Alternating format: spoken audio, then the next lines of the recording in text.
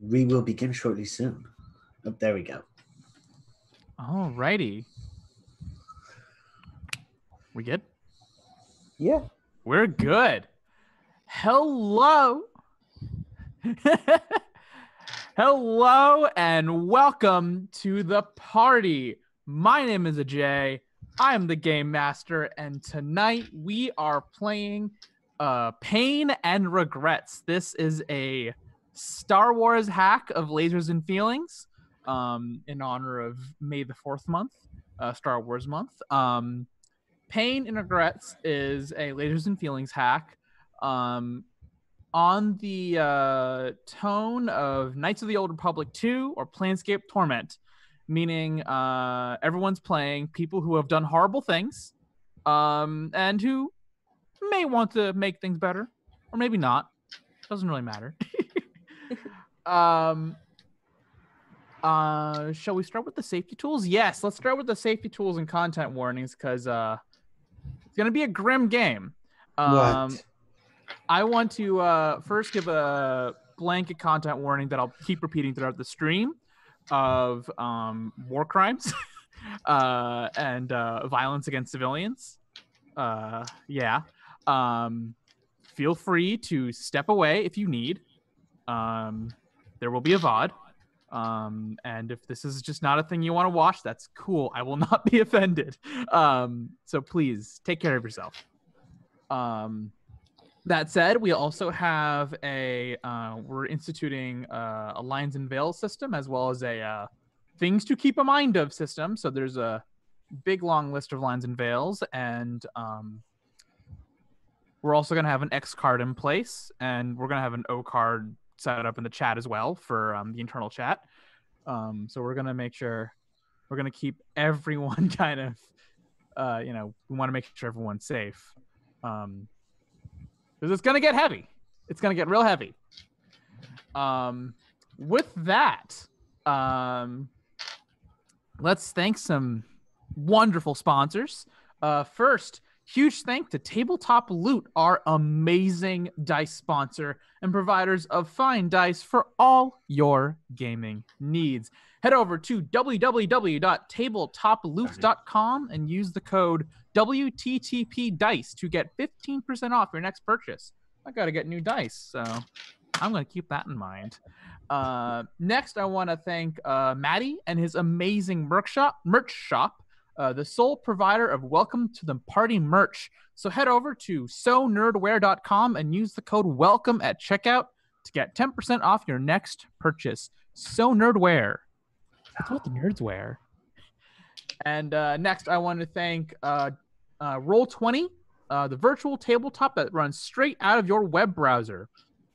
Everything you need to play with your friends is ready at the click of a mouse, including click-to-roll character sheets and built-in video and voice chat. You can even upload your own maps and tokens. Get all that and more with a free basic account at roll20.net. Sign up now at roll20.net/start/WTTP. And finally, Welcome to the Party is proudly supported by Devin Rue, who has provided huge support from the community since we launched. For some of the best cartographical content on the web, check out rueinc.com. And next, I want to thank our Patreon supporters. Our Patreon not only goes to help support this channel, but also the people who support it. Your generosity allows us to keep working on our mission to platform amazing LGBTQ and BIMPOC players and creators. So please check us out on Patreon at patreon.com/welcomepartyrpg. And as always, join us on our Discord channel where you'll meet all of us. And, we're all here to geek out and be weird and talk about games. And it's a great place. It's wonderful. And our lovely producer is going to put all of that in the chat. It's going to be real great.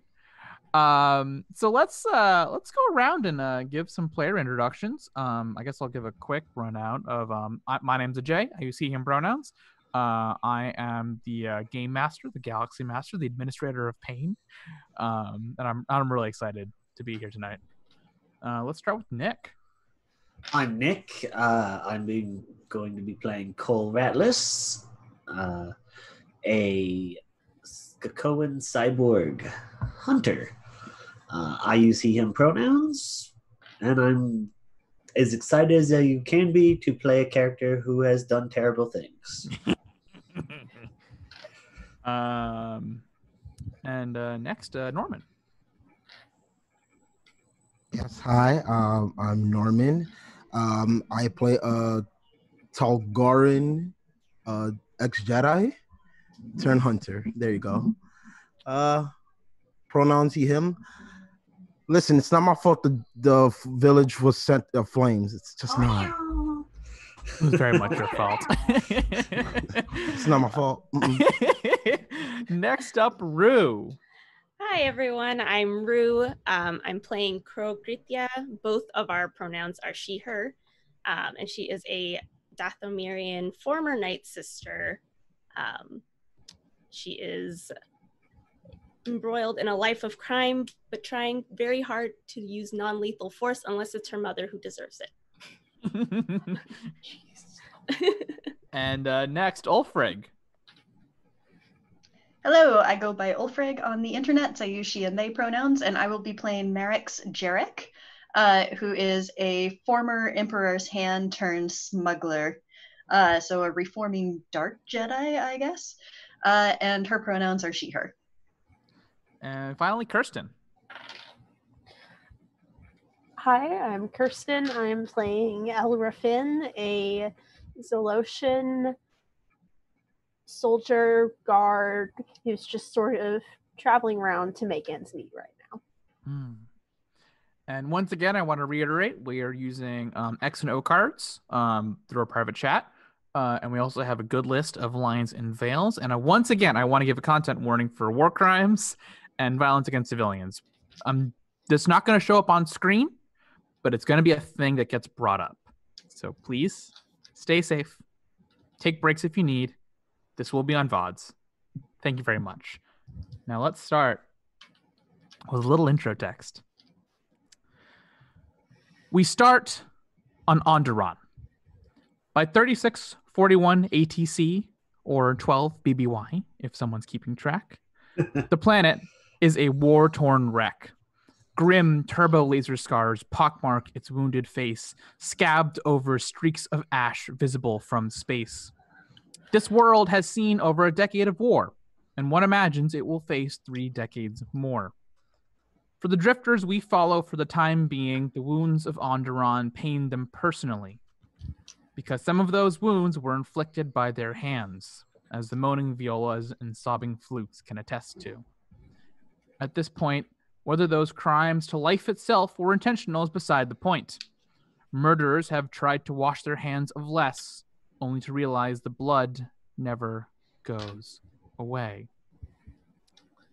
The camera cuts to Iziz, the ancient enclave of this jungle planet, weakly dissonant horns heralding a city that refuses to die from war after war, atrocity after atrocity.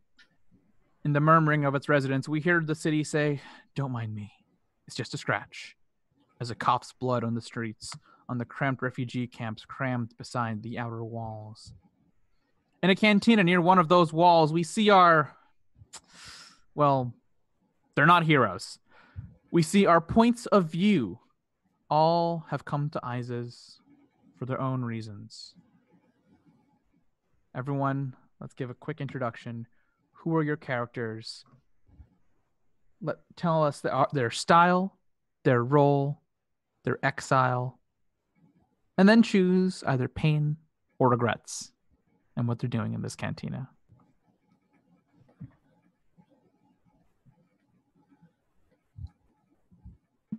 I could go first. Go for it. Go for it. Okay. So my character's name Kenna Reigns.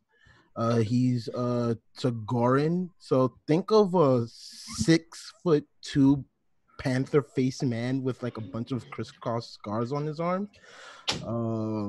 Style is ex-Jedi turned hunter, and he's exiled from the Jedi Council for a war crime that he accidentally committed.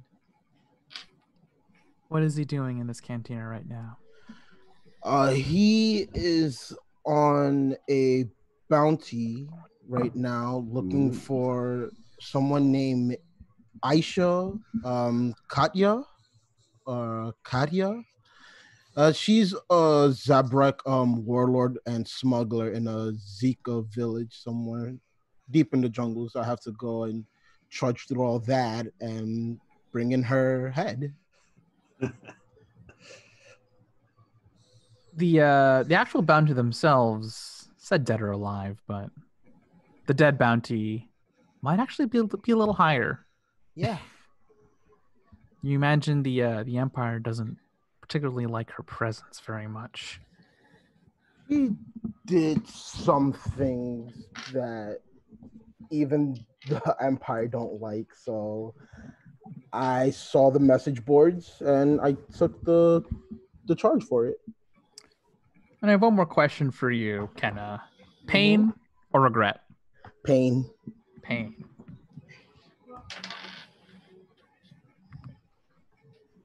Marek, so what is Marek's up to in this cantina? So Merrick's is a very ordinary looking human woman. So average height, average features, wouldn't stand out. You could like dress her in office wear and she would be on place in pretty much any imperial world. And she is currently nursing a drink that the level in it hasn't really gone down in the entire time she's been sitting here. And she's listening for information on a smuggler named Green Claw who double-crossed her on her last shipment. Oh. Mm-hmm. What did she do to you? Came to drop off the goods, and instead of waiting with the payment, she was waiting with guns. You must have been a hell of a smuggler to get out of that one alive. There were some fancy moves going on, yeah. So I gotta ask you, pain or regret? Say regret. Regret. Speaking of regret, Elra, where is she? Elra has just come out of her little meeting pre-interview and knows that she needs to head out to Zika Village to do a little chaos. So she's gonna grab a drink beforehand because she definitely needs it at this point, and listen around for any information she can find. Notably, your handler said Zika Village, although he didn't seem particularly perturbed about the exact pronunciation.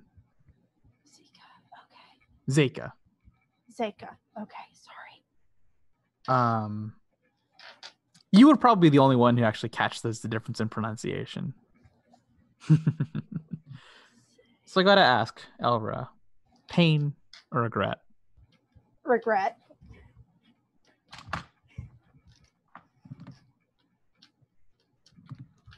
Where's Cole in all of this? Cole is sitting at the bar, very much imbibing in a drink that pretty much no one else here would be able to drink, as he is a 6 foot tall, somewhat reptilian race with a breather and large amounts of his body replaced with cybernetics.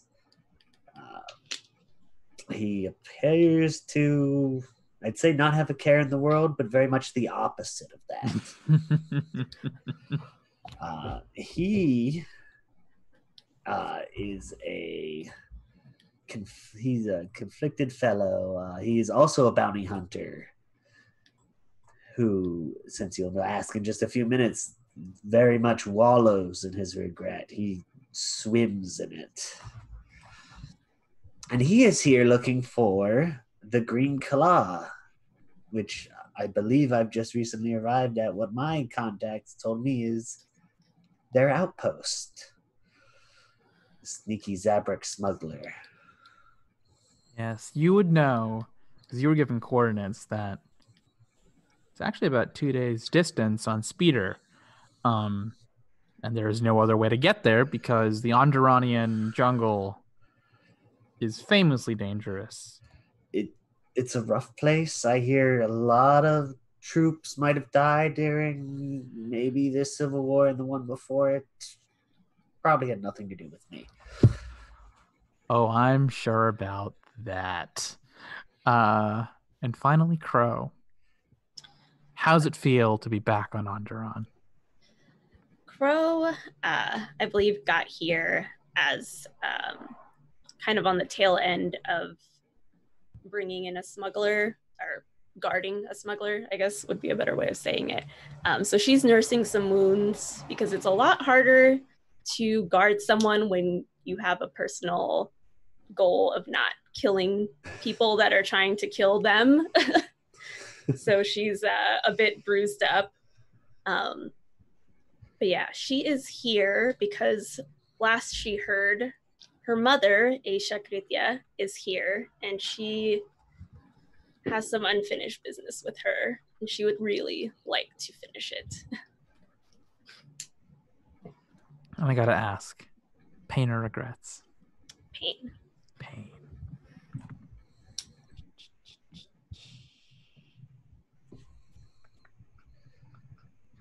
Where is this? 2 pain, 3 regret. In fact, I believe it's 3 pain and 2 regrets. Unless I miscounted. No, I'm sure you're right. Don't be so sure. I'm bad at counting. So, Cole. Yes. Some Rhodian fella kind of walks up to you and just kind of gives you a look over up and down. And notices the attachments on your hands and kind of pauses. Just kind of looks at it. Can't tell if it's suspicion or curiosity.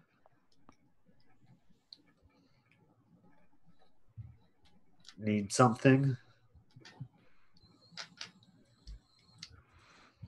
Not in particular. I'm just... That's an interesting piece of tech you got there on your hands. I suppose. You suppose what?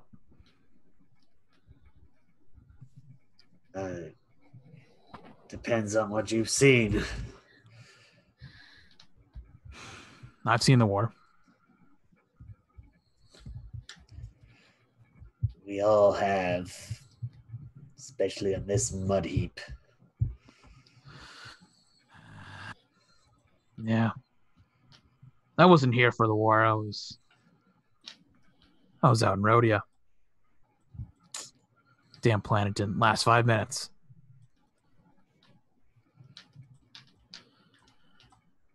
What about you? Oh, I was around. Can't say any particulars. Afraid some of the damage might have gotten through. Honestly, I think you lucked out there.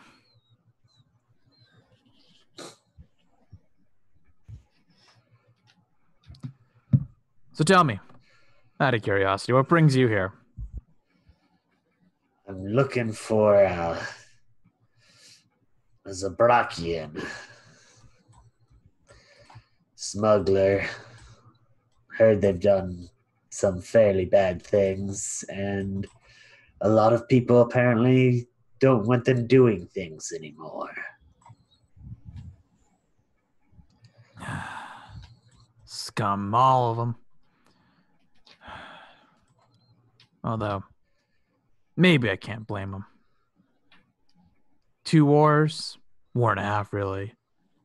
And you got a lot of people who only know how to use a blaster rifle, left with nothing to do but use their skills.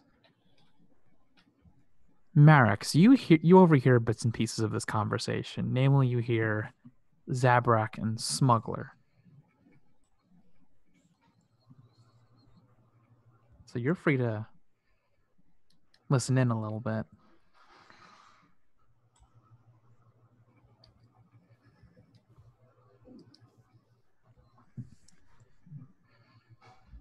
What do you do?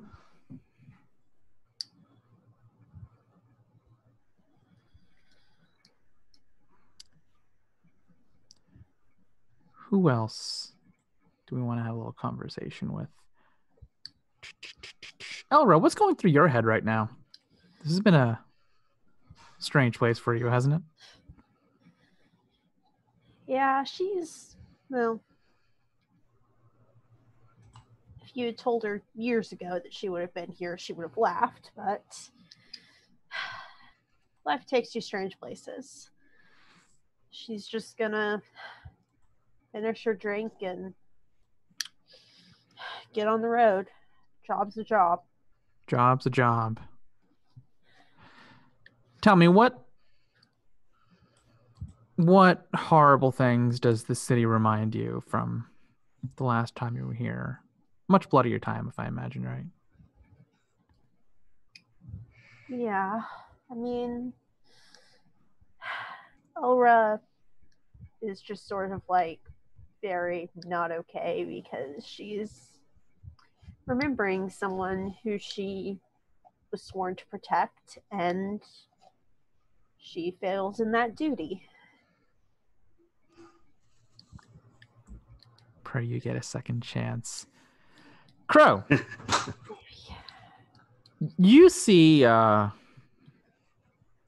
3 angry folks kind of look at you and just glare. 15 seconds pass, 30 seconds pass, and they're still glaring. Crow is staring back. Doesn't break There eye she contact. And then gives them a little wave. What you looking at? Just looking at some folks looking at me. What are you looking at? Looking at wondering what happened to you. Who'd you get into a tussle with this time? Sometimes on the job, you get a little messed up. I imagine you know what that's like. And maybe I do. And one of them just kind of walks closer. Maybe I do. What of it? I don't know. You started this conversation with me. What I want to know is how the hell the likes of you ended up here. Because the last time I saw someone with horns and lines in their face, they left a trail of blood behind them. And right now, I'm thinking that's what you left behind.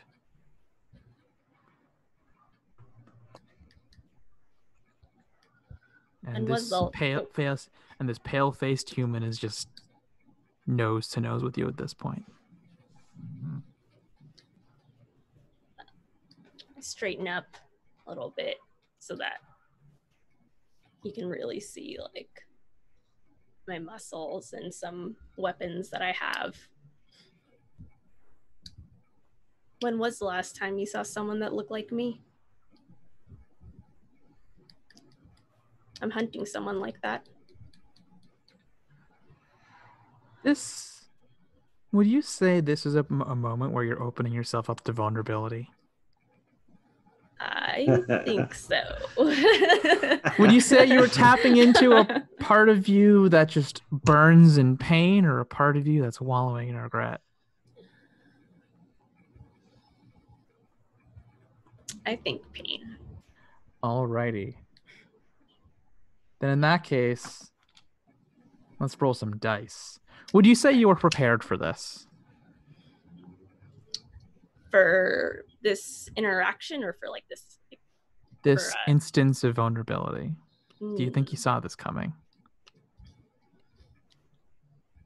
I think so. I think she's willing to give up some information to get some information.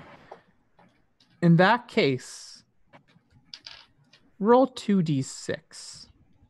And your goal is to roll under your alignment, which I believe is 5. 5. Okay. Oh boy. Rolled a 6. What about the second die? The second one was a 2. 4 and a 2. All right, I believe that's 2 successes. You rolled under okay. twice. Oops, I added them. Okay, yeah, got it. On 2 successes, you muster the strength to set things right, whatever that means to you. What does that mean to you? Sorry, what was that again? On 2 successes, you muster the strength to set things right, whatever that means to you. What does it mean to you? I think in this instance, it means having the anger at my mother rise up and then being able to kind of bring it back down with the memory of the people I worked with and the Night Sisters that I lost, and remembering that I keep myself under control for those memories.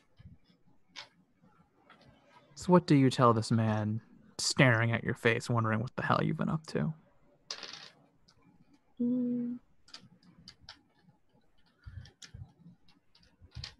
I tell him I'm here like most other people in this cantina. Just finished up a job, looking for my next one. Not really bothering anyone. We'll see about that. And he just steps away. You can tell he's going to have his eyes on you just in case you do something shifty. Speaking of shifty, Kenna, who are you playing pool against right now? I don't know why. I just had like 3 sand people just in one coat since they're so small. Come again, sorry. Yeah. I don't know. It's been a while since I have to like remember the races. The Watiris. I forgot. Jawas, maybe? There you go, Jawas. That's what I'm thinking of. Like, there's just 3 of them inside of a large coat, just playing pool with me. The question is, are you winning? Not so much, because I'm not cheating right now. I'm not using the force to make the balls go into the holes. So I'm actually playing honestly, and I'm just letting them win. Glorious. How much Jawa do you know? I know the phrases, where is the bathroom, where is your leader, and who do I need to hunt? That's about it. The important ones. Yeah. Along with flank, grenade. And die, motherfucker. Yeah, pretty much. The important ones for a bounty hunter. Yeah. So you're just kind of letting this Jawa stack win. Yeah. You notice cyborg looking fella. Mm-hmm. You know how a hunter stands and how a hunter sits. Yeah. And this person looks like a hunter. Then, typically, bounty hunters work alone. But, it's usually good to trade information, see what's going on, get a lay of the land. Who knows? It's been a while since you've been here last, right? I'd say whatever counts as, I don't know, 4 months, give or take. All right. Who knows? Things are changing around here. Yeah. This looks even more grim than I remembered it. I'll call over the barkeep to give us some more drinks over to this table. All right. As the barkeep comes, I'll send round to that one as well. I'm pointing over to the hunter that I noticed as well. The bartender you speak to, a younger looking woman with tightly coiled black hair. She says, "Oh, him. Yes. Yes. Shall I put on your tab? Yeah. All right." A couple minutes later, that same bartender walks up to you, Cole, and hands you. Do you think she hands you the right drink or something you didn't really want? Let's go with something I didn't really want. That sounds more in keeping. So this woman gives you this like classic Corellian cocktail, you know. Standard. Oh, can I describe it? Go ahead, go for it. So the drink is basically a shot in where it is the equivalent of Bailey's Irish cream, chocolate milk, and whipped cream on top. Nice. They call it what do they call it? I want to say they call it something really weird. They call it like the Genos and Car Bomb. Sure. That's some grim joke Oh. from 15 years ago. You don't know what the joke is. But they give you this strange drink. Notably, it's one where you get the shot next to you and you drop it into the glass. But it's definitely not what you would want. And this barkeep says, yes, this person over there. And she points to this giant looking fella. Says, this person I think wants to talk to you. This is courtesy him. I see. Is there a more human or near human sitting somewhere nearby? I can be. I haven't been involved yet. Exciting. Since I will basically slide the drink across the bar towards you and the shot with one hand as I get up. What the criff is this? The bartender notices and just looks very awkward. It's an old Geonosian drink. I take it this person didn't want it. That's Lost. not Geonosian.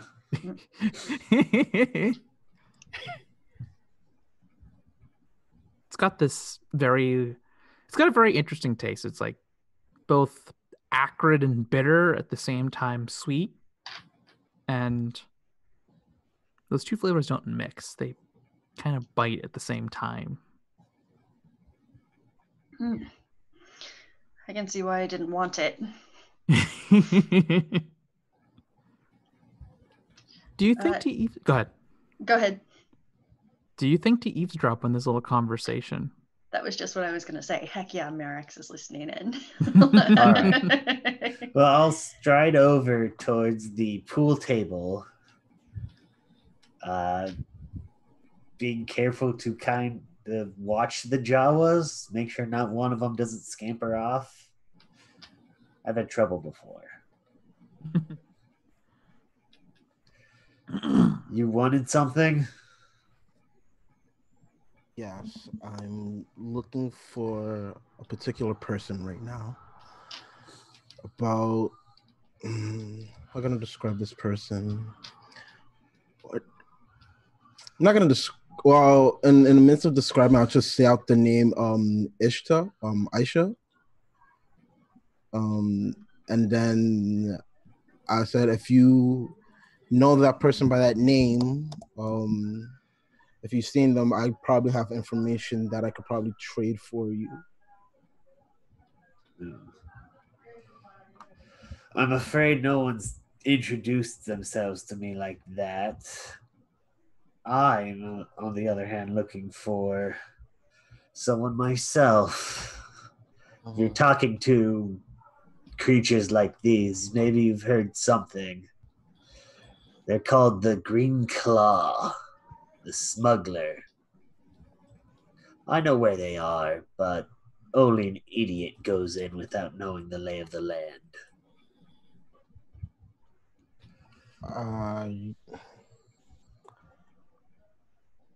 I get the feeling that you're calling me an idiot, and I don't appreciate it.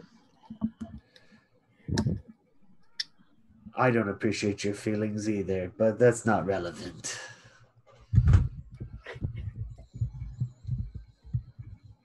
Oh, by the way, you know that thing where when you hear someone's name and someone close to you, you just kind of hear it from across the room through a crowd of noise? Do you hear the name Aisha? It's not a common name around these parts. At that moment when he said that he didn't care about my feelings,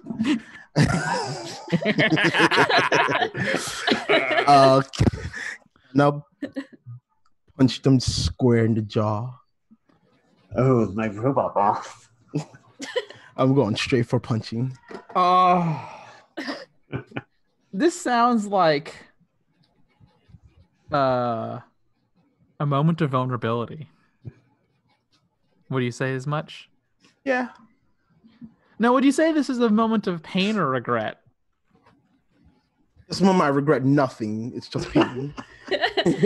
All right, it's all pain. Fair. Fair. Now, were you prepared to start a bar fight? Yeah, I was. Roll 2d6. See if you can get under 5. I got a 5 and a 3. On a 5 and a 3.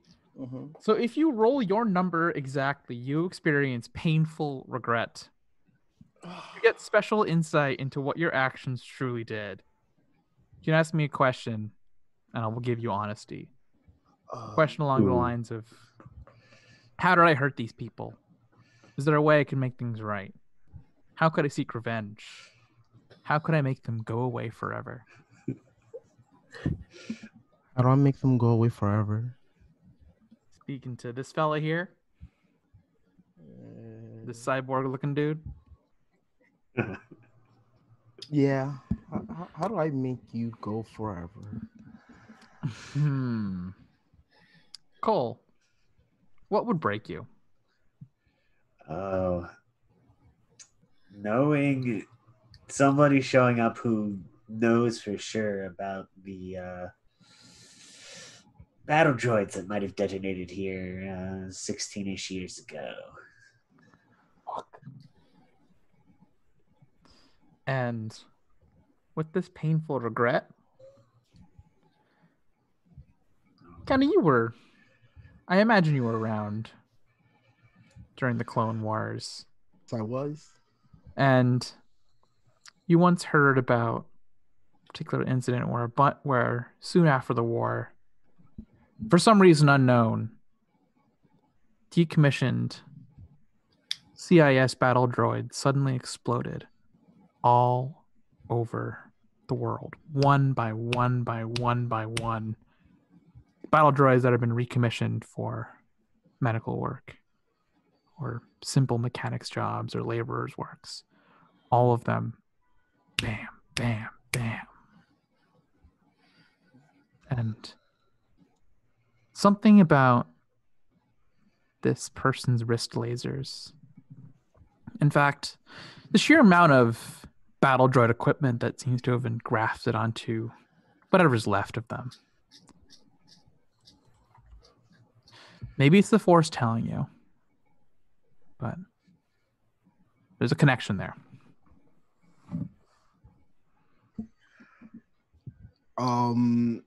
I think at that moment, what I'll end up doing is I like to think that I started a whole chain of bar fights going on from like just me decking this one person. At that moment when I'm on top of Cole, basically punching him, and you find my arm laser switch. I noticed that I see that right at his throat, my claws is like holding on to him, but it isn't like digging into skin yet. I'm gonna go into his ears and ask him, where the fuck did you get those prosthetics? They were my troops. I'm gonna say at this point, everyone sees this. Merrick's heard Green Claw earlier and is very interested in this and makes her way across the bar and just pulls a blaster and sticks it up to Kinka's head and says, as much as I hate to interrupt two men having some bonding time, maybe we could continue this outside. At that moment, when I'm gonna turn my head to her and I'm gonna wave my hand and be like, you don't need to be here, and just use a Jedi mind trick to just make her scamper off while I deal with what I'm dealing with right now.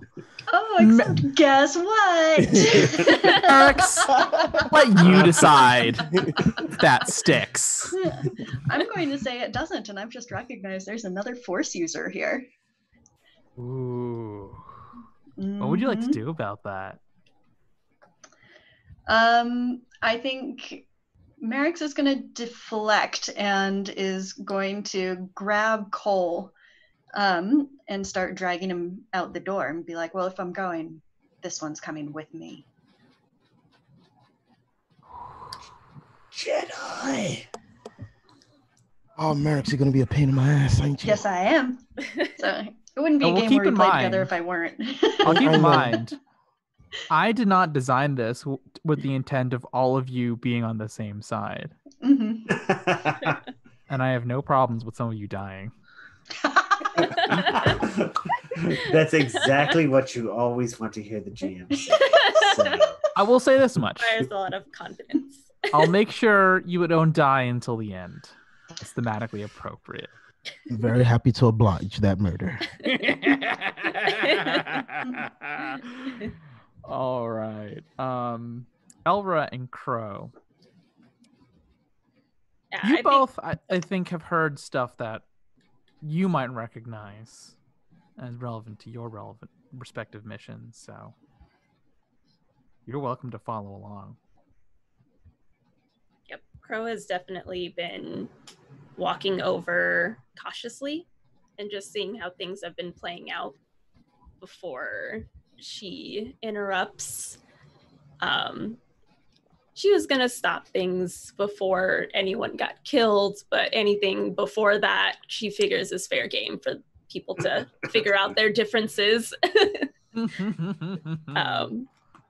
So I think as Merrick's walks out with Cole, she approaches Kenna and says, I think you and I need to talk. I think at that moment, I would notice that Crow looks like the target I'm after.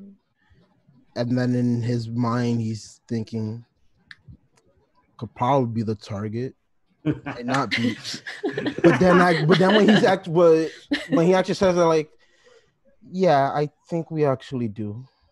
Let's go. And I dust myself off, and I pay the 3 Jawas in the trench coat that I was playing against their money that I like intentionally lost, and I'm like, and I'll tell them, yeah, and I tell them in Jawa that next game we're gonna play for double my loss. And maybe you didn't get enough Jawa right, but they say something along the lines of, what do they say? Something along the lines of double trouble. You get the sense they didn't quite pick up what you were saying. I'd probably say something like money win back for double. And I said it like numerically for, not FOR for.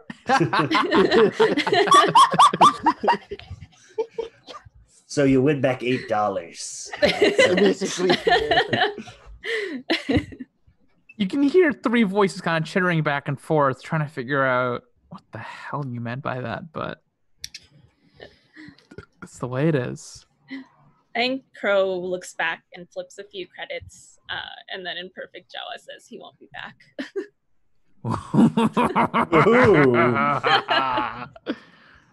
Beautiful. All right, so we have Crow and Kenna chatting with each other. Marex, do you keep on dragging Cole with you, or are you going to follow these other two? I'm going. Ooh, how much shit do I want to stir up? Oh, please do. I'm going to. No, I won't do that. It's a bit early in the game for it. Yeah, I'm going to. Never too early Cole. for violence. Yeah, I'm going to drag Cole kind of out and around and through a couple streets and duck into an empty apartment building, basically. I will say, the one you get into, the front of it is entirely charred through. Even the windows seem blackened and melted. You're not sure what happened in this particular alley, but maybe you don't want to know. Elra, which of these two groups are you following?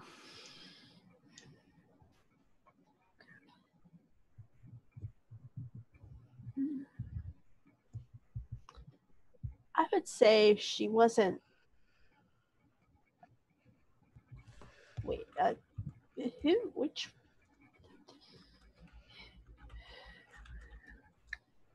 Who said Jedi? Who said Jedi? And would Elra have heard that? Yes. Okay, she's following them because she's very curious about why people would be mentioning something that was such a feature of the Republic that's since not been. Alrighty, so we'll first cut to Crow and Kenna. Where do you two end up? Probably behind a back alley of Arby's, but no. No. But yeah, I'd like to think that we're in some like dingy alley somewhere. Yeah, that's perfect. That's what I was thinking too. And then I would kind of fold my arms and I would tell them, well, you want to talk? Speak.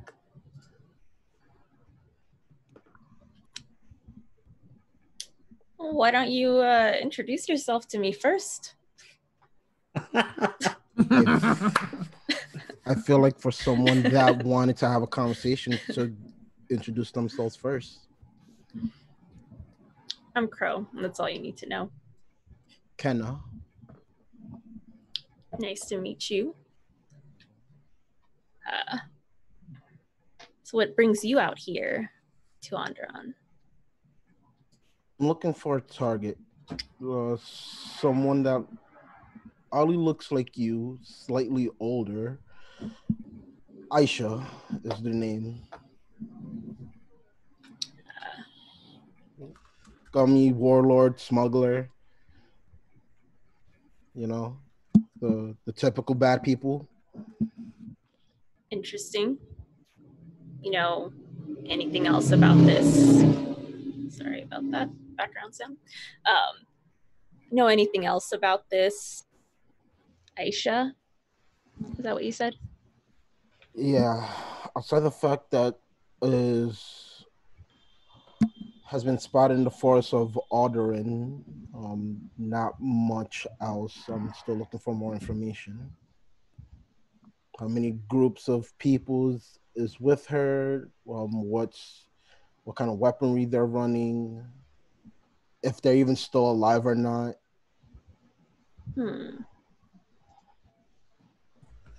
Well, I'm just finished up a job, kind of looking for another one. And I think as I was overhearing some smugglers, they said something about Asha, but it could have been Aisha, something like that. So I have a little bit of information if you want someone to keep you company. I don't have anything else going on. How much is this going to cost me?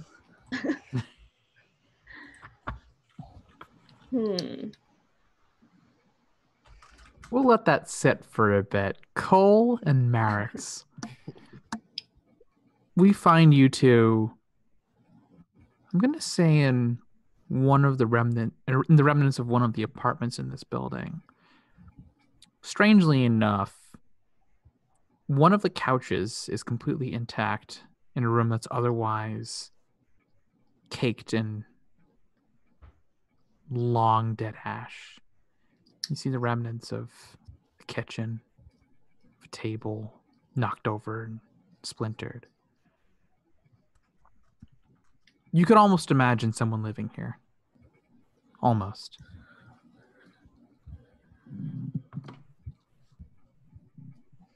You mentioned your... Go ahead. That was a Jedi mind trick. I don't know if he... How? There's all kinds of Force users. It's not just the Jedi. And it doesn't take very much to pick up a couple tricks around here and there. But anyway, you're looking for Green Claw? Yes. What are your plans when you find her?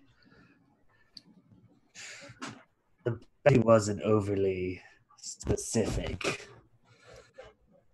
If I could take her alive, the better. But dead bodies pay just as well most times. How well do they pay? Enough to keep this running for what it's worth. You know where she is? Yes. Do you have a way to get there? I can acquire a speeder, but people don't like to deal with me often. There was a lot of problems in the war before last. Sounds like you could use a partner to be the face of this operations. And it sounds like you wanted in. Anyway, I'd rather work with someone than have to deal with a surprise later. Oh, does this sound like you're opening yourself up in a vulnerable way? Definitely. Do you say you're opening yourself up through pain or regrets?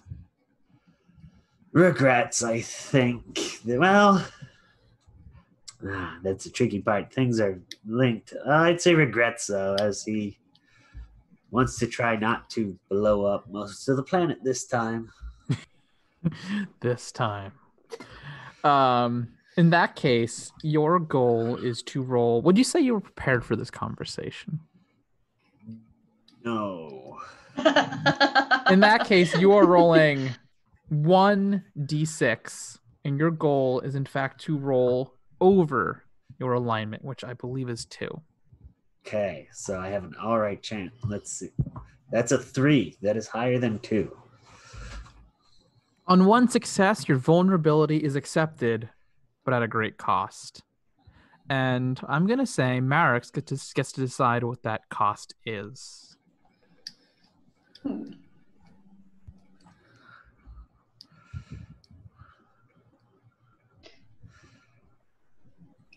You take the bounty, but I get the village.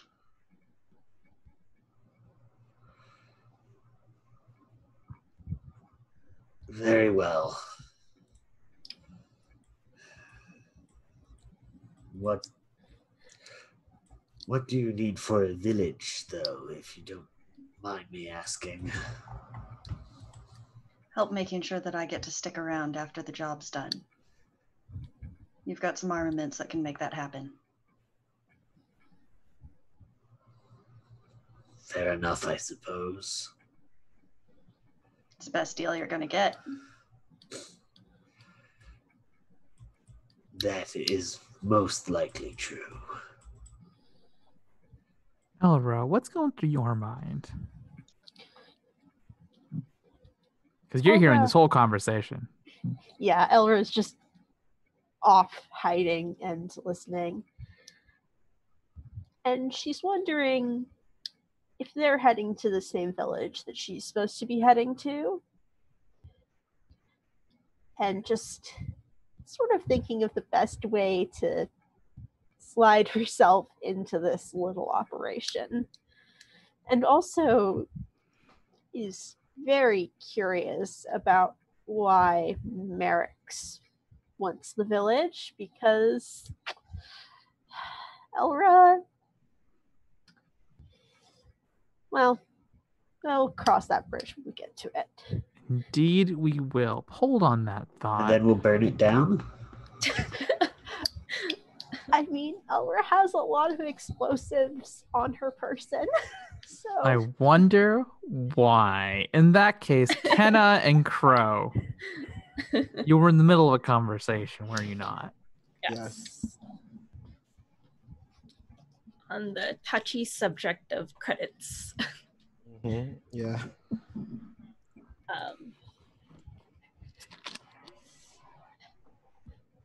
I don't really need a lot of credits. Just made a decent chunk guarding a smuggler.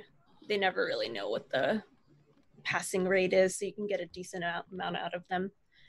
All I ask is enough for me to get by while we're together, and that if you're to dispose of this person, I'm the one that gets the kill, and you can do whatever you want with it. So long as I bring back a body, doesn't matter to me. And as for the payment, standard 10% should be fine. Works for me. Like I said, it's the kill that's the most important for me. You get a kill, I bring back a body, reward is claimed. So you got a ride for us to go through that dense forest, because I see that you got muscles, but I don't know if you're agile enough for you to trudge that forest.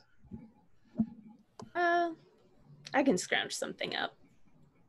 I think I just walk over to whatever seems the most like abandoned or has been there for a while, like a swoop bike or something, and then just grab it and start putting it together so that it starts up. You do indeed find a swoop bike, but it looks like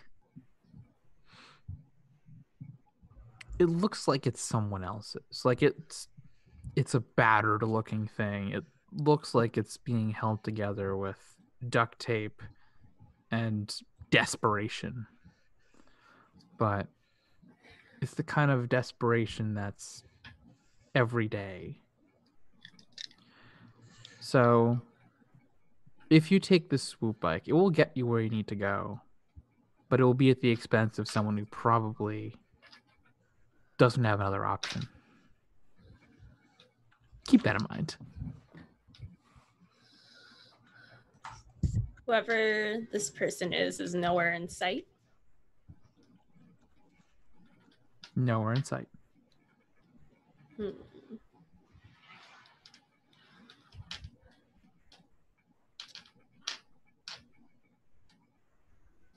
Trying to think what she would do.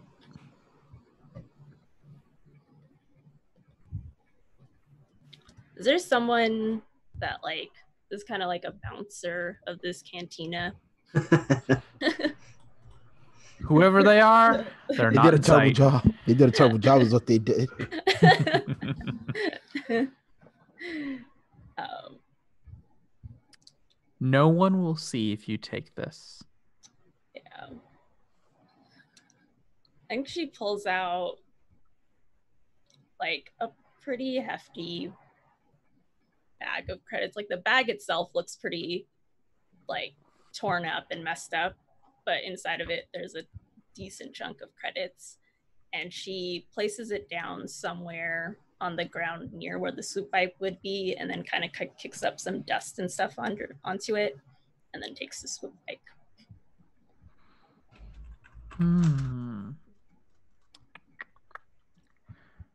Would you say this is a vulnerable thing you're doing?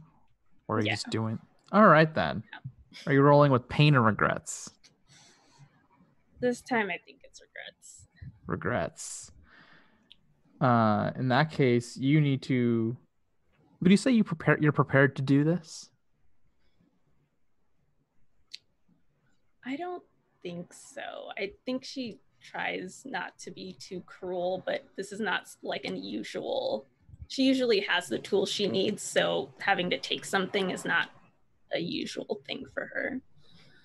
In that case, you were going to roll 1d6, and your goal is to roll above your alignment, which is 5.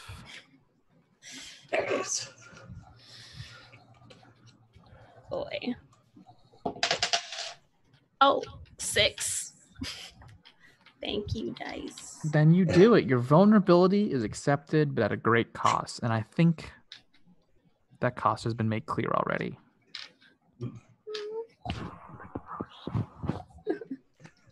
In that case, Kenna, you have your ride. Nope. I look it over and I'll tell Crow. I feel like we're most likely gonna have to requisition another ride. This doesn't look like it's gonna survive for much longer. I mean, it looks like it's going to take us where we need to go.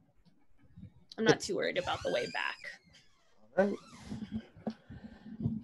And I'll just get on the bike with her. The two of you take the path to Zeka Village, which you don't see the sign for that. You see a sign for a place in between, a place called the Era Village, Aera. And behind you, the camera opens out to this dingy remnant of a once grand city. We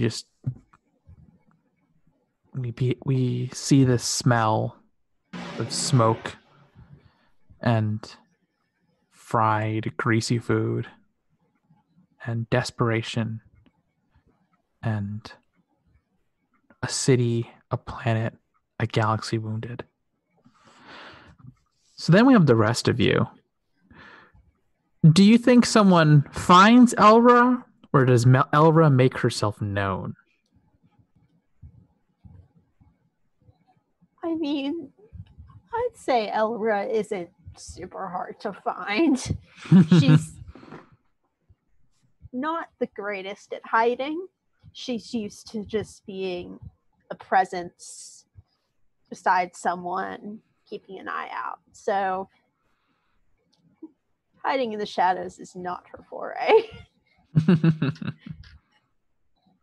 Do you want to get our visitor to come out, or should I? I'd like to see you work if we're going to partner together.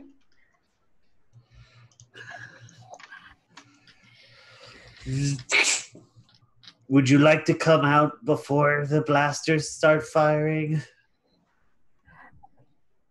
Elra pulls her weapon and steps out of the shadows and says, "Yeah, what's up?" I believe that's my question. Did you find out whatever it is you wanted to know? Yes. I think you guys are heading to the same place I am. Figured we could hitch a ride together. Intriguing. What is it that that takes someone like you to a village like that? Work.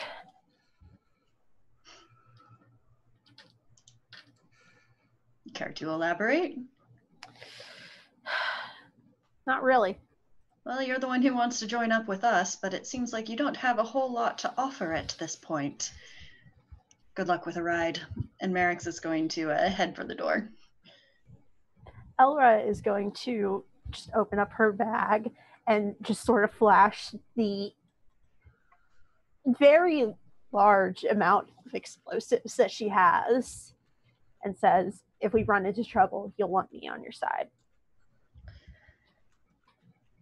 Well, Cole, I find that a rather compelling argument. What do you say? I think we are kind of being held over a difficult one at this point. I suppose that's welcome to the team. What was your name? Elra Finn. Well, welcome then, Elra.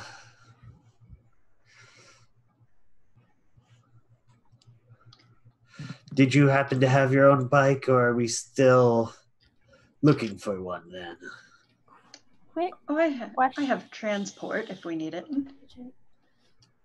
I'm wondering, would Dax have given Elra something or arranged for some sort of speeder or something? They would have arranged. He would have arranged for. He would have given you the list of a couple of places where you could rent a speeder. And where you're going, you can get away with not giving it back. You know. Yeah. Okay.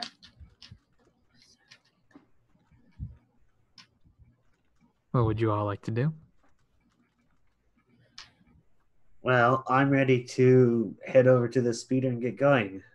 I have the coordinates once we get there. Excellent. So let's go. All right. So you find this place. The actual shop is run by this greasy looking fella with this burnt out, moderately brown skin and frizzy black hair that's slowly going gray. And they say, yes, this is Riva's speeder rental. What can I do you for?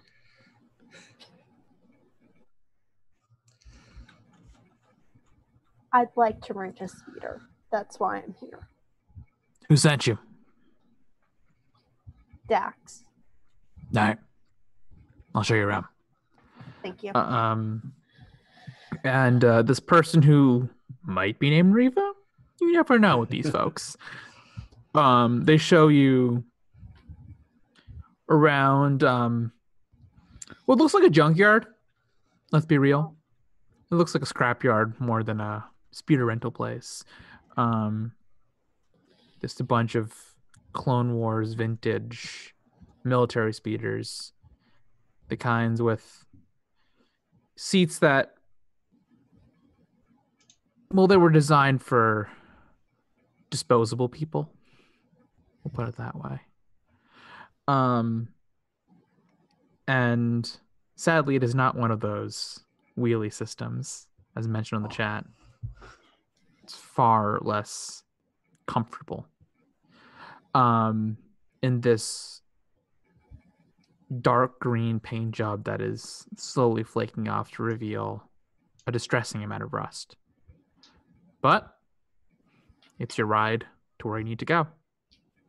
And it doesn't need to come back, really. All right. How much? It's handled. Thank you. And you get one last look at eyes is. Tell me, Cole, what's it feel like to be back here?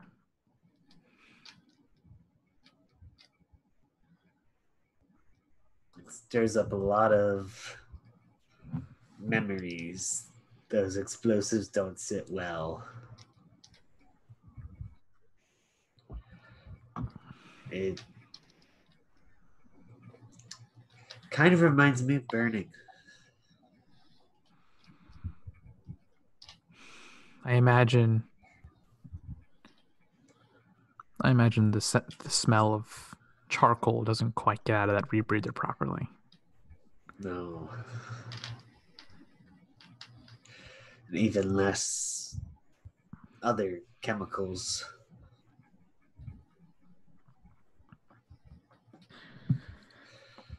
In that case, I think both groups are ready to head over to the Midway village. So it's a day's travel if any of you have conversations to have, or I don't know, maybe you're the type to all sit in silence for hours on end.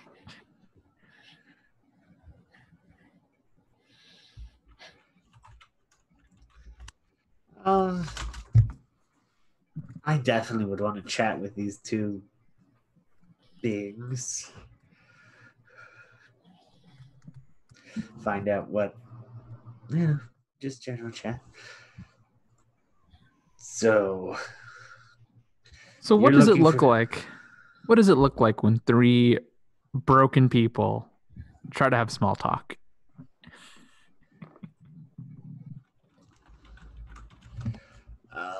Very awkward. So a lot like when three nerds try to do it, but a lot. But like fewer commonalities. Yes, exactly.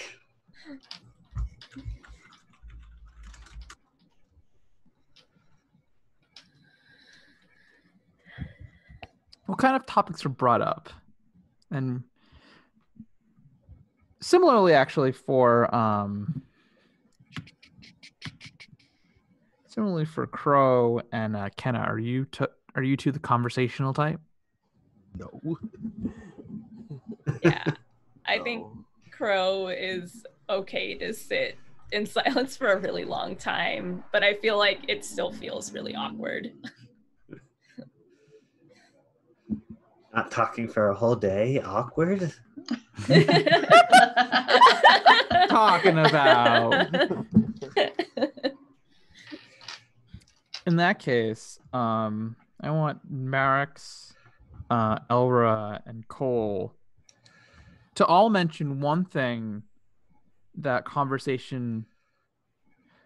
All of you, I want all of you to mention one thing that you deflected conversation away from.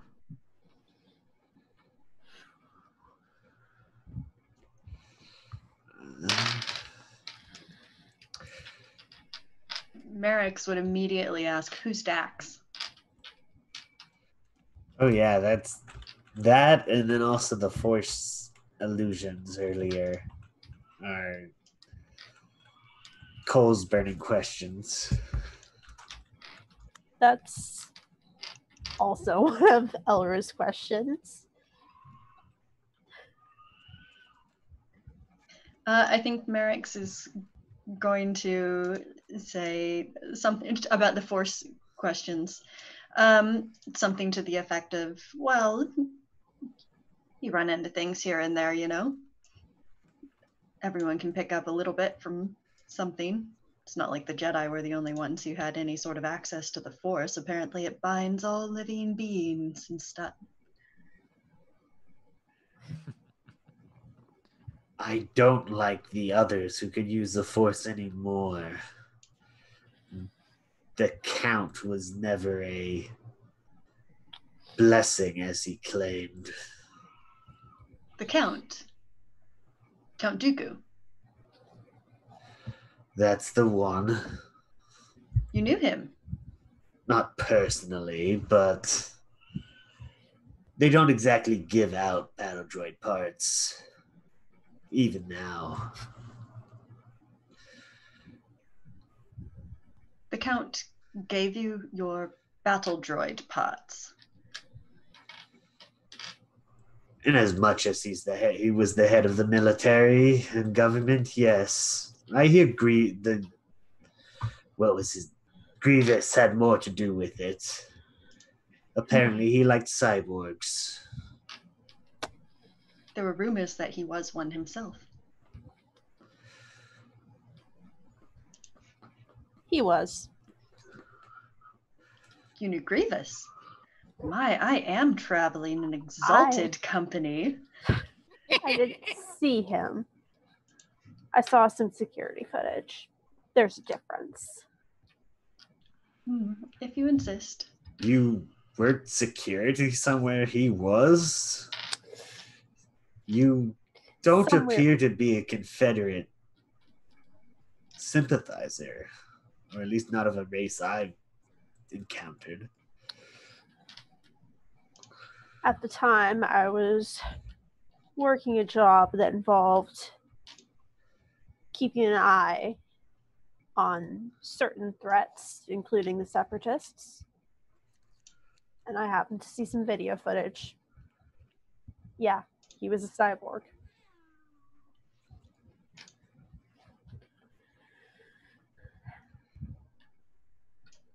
Interesting. Is he Dax? No. Dax is someone different entirely. Oh, really? Tell me more. Just a lead on a job. Mm-hmm. That's it? Yeah, that's it. Somehow What do you think he was then? You're the one with the mind tricks. With the mind tricks. Oh, it doesn't take any telepathy, darling, to see what's going on inside your head. Dax is someone special to you.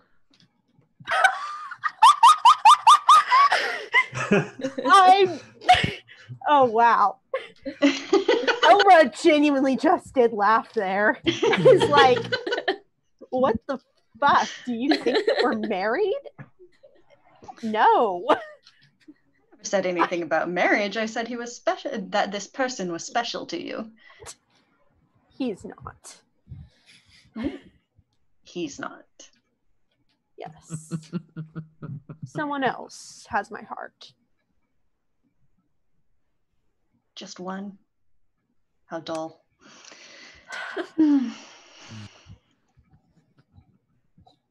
I never claimed to be that interesting.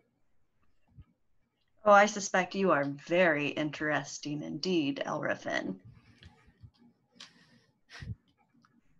I'd say the same for you, Merrick's. Oh, I know I'm interesting, but I also know all of my secrets. It's yours that I'm interested in. Ah. Are you all right there, darling? Pieces come together.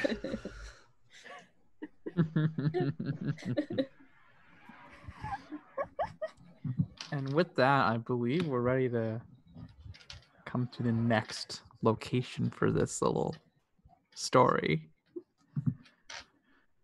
We arrive at Era Village.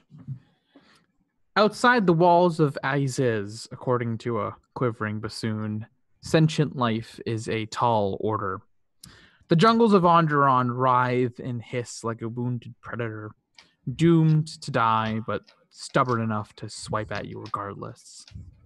Even in a verdant stretch of trees, one can still smell the ash and the blood. Although it's not clear if the ash is real or an artifact of your own guilt. No matter. You're here at this broken village to rest. Your destination is still a day's travel away. I love you, Fanny. And even the damned need to sleep. So what do you all do in this village that maybe has 20 buildings in it? Like a poor excuse for a cantina, a poor excuse for an inn, and just Is it stab. night by chance? It is late evening. You can the sky is this grim crimson, almost like there's a forest fire in the Okay. distance. And is there like people scuttling around or no? Because you just said it was a village, but I wanted to know if there was actual people there. Of a sort.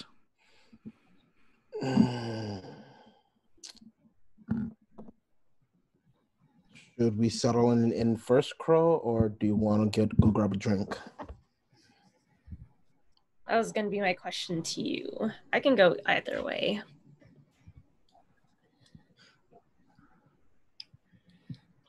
Let's go grab that drink. Yeah. And oh, kitty.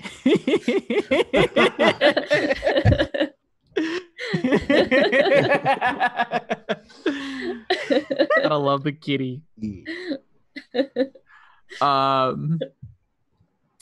You get to the cantina, in heavy air quotes, and this shambles of a man stands behind a counter that probably is one drunken stumble away from falling apart entirely.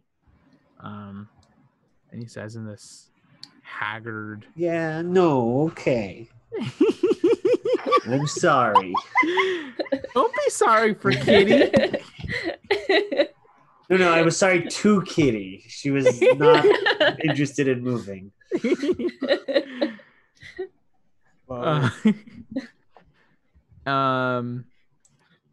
And this bartender, with a voice ripped to shreds by years of death stick use, says, what do you want? 2 drinks. Over here. Lucky for you, there's only one kind of drink here. And it's fiery moonshine. The kind that the first sip makes you gag, second one makes you cough, and then the third makes you crash through something. Perfect. I'll take 2 bottles of it.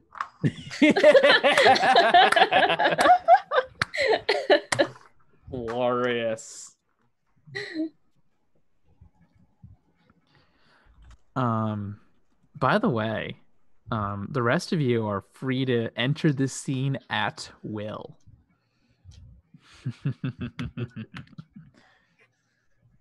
Ken and Crow, take it away.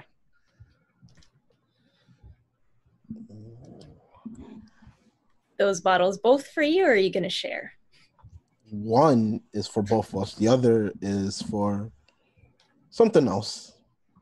That's for me. Okay.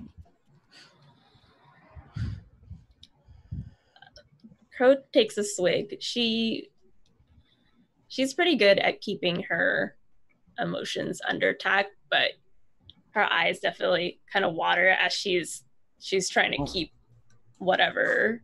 Okay. Just keep it down. Bye. Dathomirians are known for incredibly spicy food, so the sensation of burning in the back of your throat's kind of the thing you live for. Okay. So what I do is I grab 2 glasses. I fill one up. I'll drink it, but I'm not gonna swallow it. I'm just gonna swish it around my mouth, and then I'm gonna spit it into the empty one. Ooh. And because I don't know, that's like the one thing I will say that like the Jedi don't drink. So you could taste it, but it's like you can't, fully enjoy it. So I like the movie Dogma and where Metatron was like doing spit shots to the tequila. Yeah. So I did that, and I will, I guess, initiate conversation since we went like a whole day without going and without talking.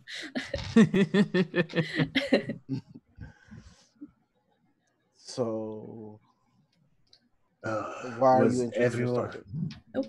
Oh no, I was talking to Crow saying like, so what makes you interested in this target? Like I said, it's a mark I've had for some time. Just looking to get her out of the way. She's been elusive to you this whole entire time. Kind of makes me question your skills.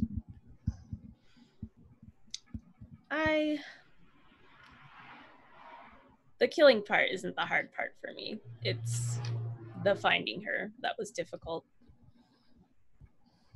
I'll admit I'm not necessarily a hunter. My training is in fighting and being a guard for dignitaries. Got it. All I was a hunter. Then the Jedi Order took me in, and I fully embraced the kill, you could say. Does this sound like an act of vulnerability? Yeah, I'd say so. Is it one that you prepared for? Is this a story you normally tell? No, not so often. All right. Would you say this is a vulnerability of pain or regrets? Regret. Regret. Yeah. And I believe it's a 1d6. Roll above.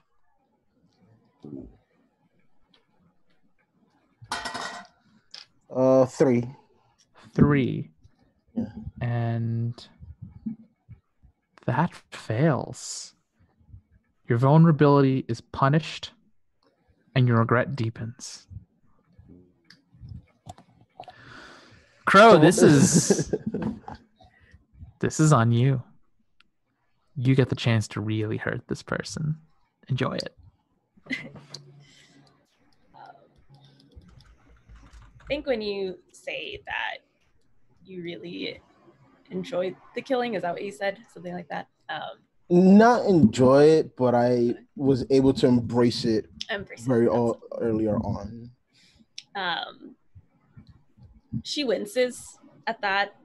It's definitely kind of the opposite of what I feel. So, like, you embraced the killing. You wanted more of it. Did you think of the people you were killing as you did that?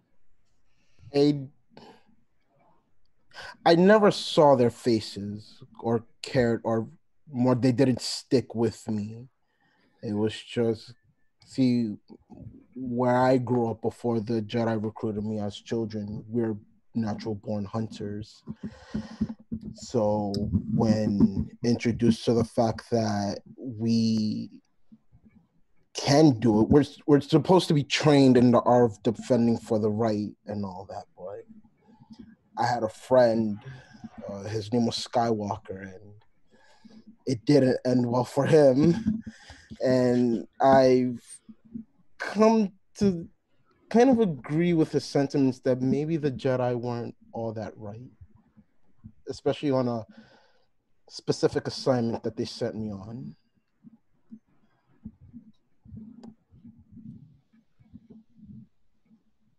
I'm going to say, go ahead. I'm with you with your feelings for the Jedi. Not a big fan either.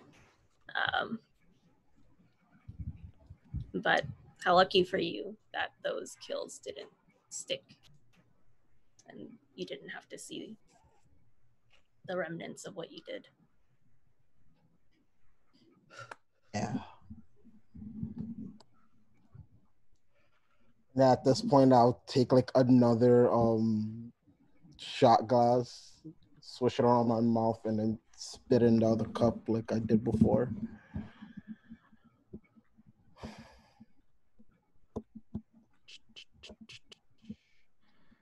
Just a sec. Kenna, this reminds you of another village in Onderon. Does it not? Yeah. One that burned a little bit. Just a little bit. Not just the men, but the women and children too.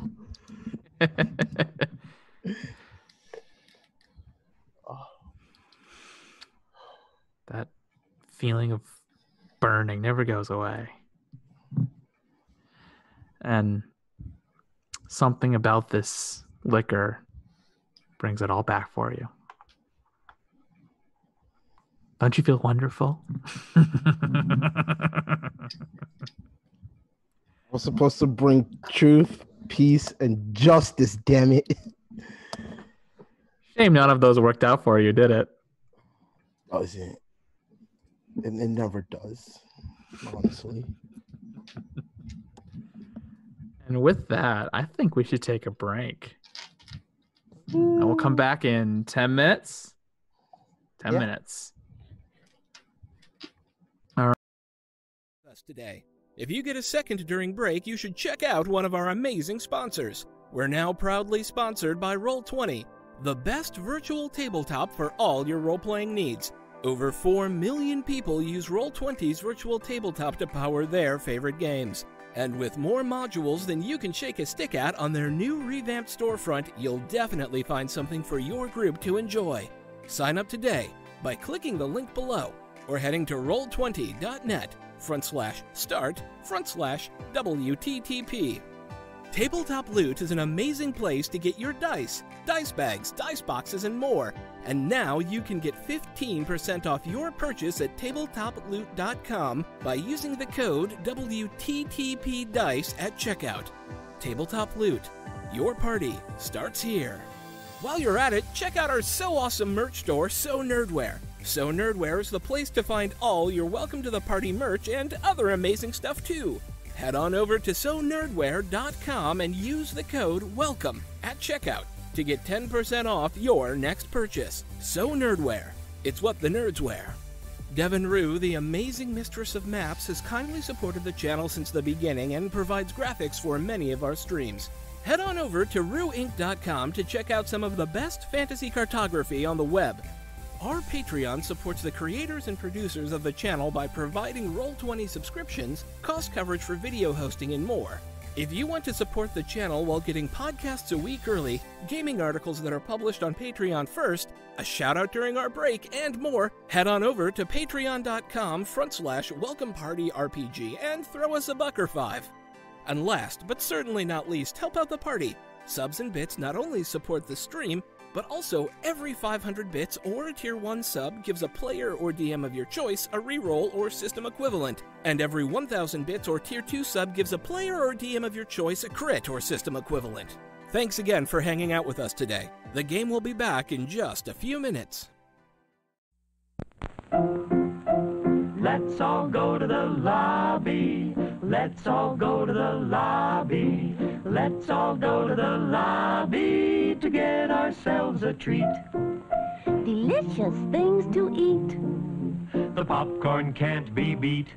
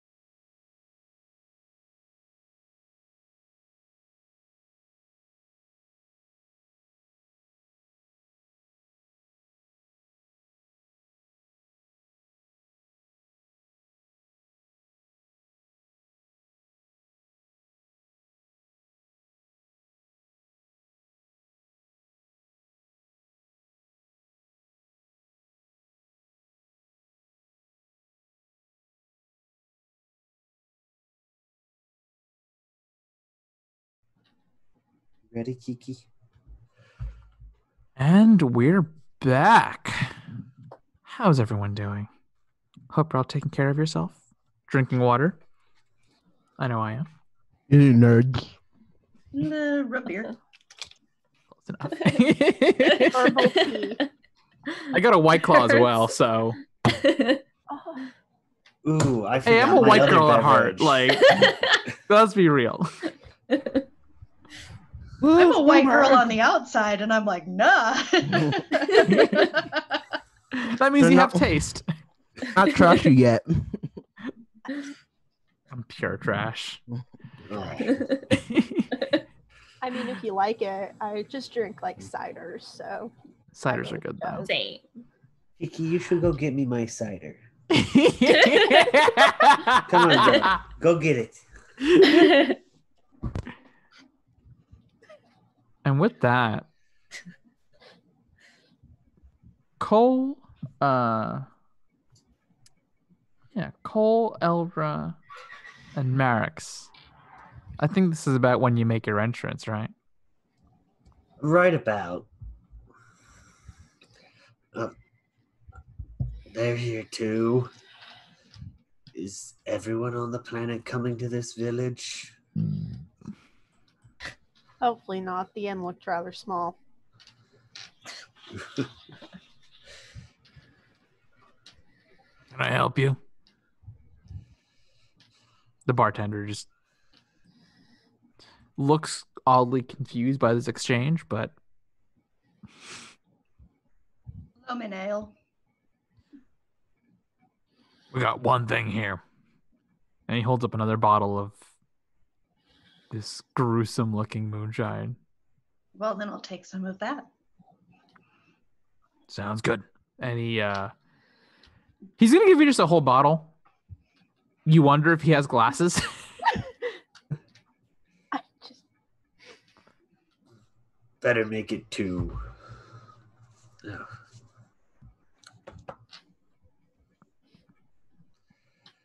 Elder just sort of looks at the bartender and like looks at the bottles and is just like, is there just like a shot option?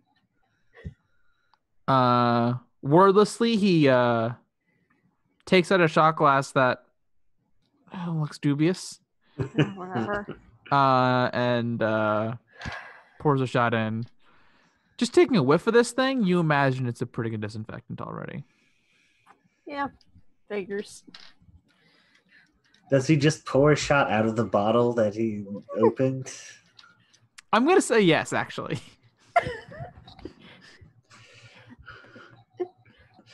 God, this You're in the boonies. You don't get good service here.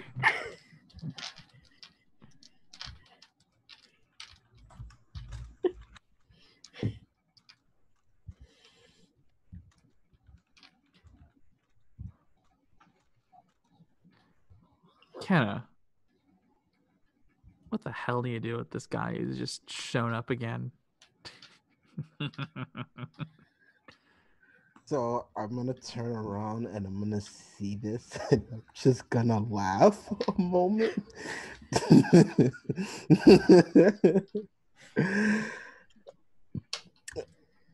I see your face is healing well.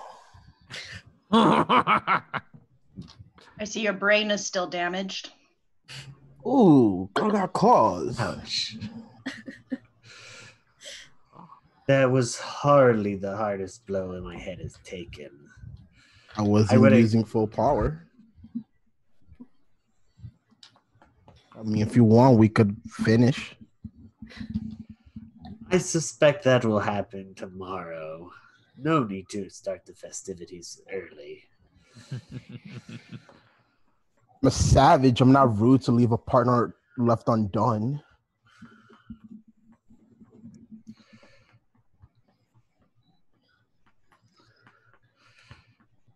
I guess the mark we were hunting had many names.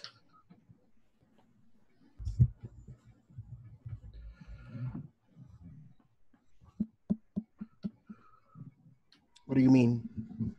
Well, either we're after the same target or this place has multiple high-profile smugglers to draw people from off-world. It has multiple. Seconding that bit of information.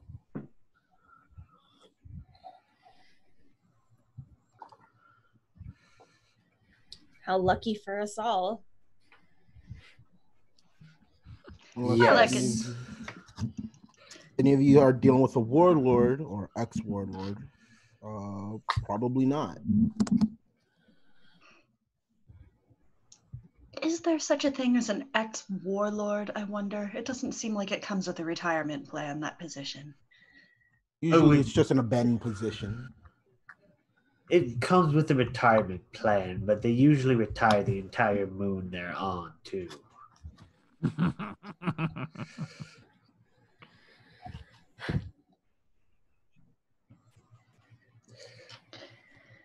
Well, are you folks in this for the competition, or would you like to team up and see what we can accomplish together? Honestly, me and this one over here is fine.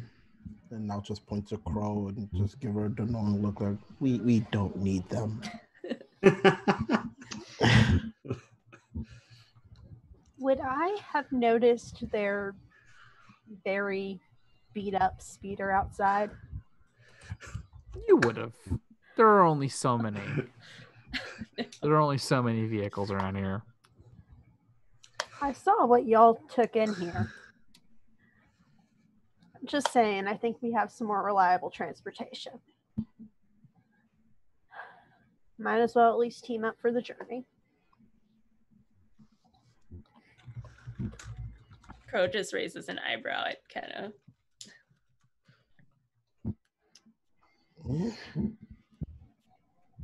Like he literally just does this motionally.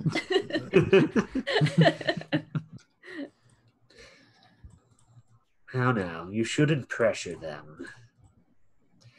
After all, some people get very touchy about splitting things.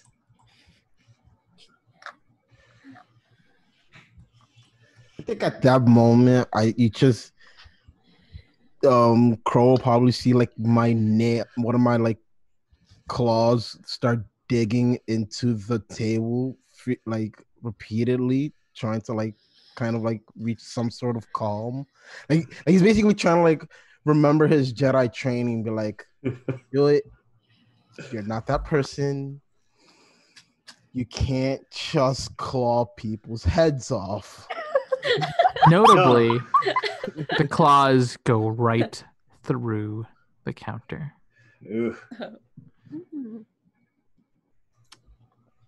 Elra is noticeably impressed.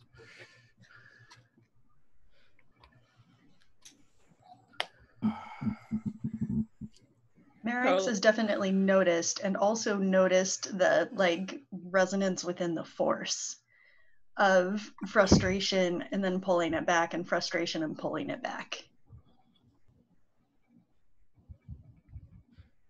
So after like a deep breath,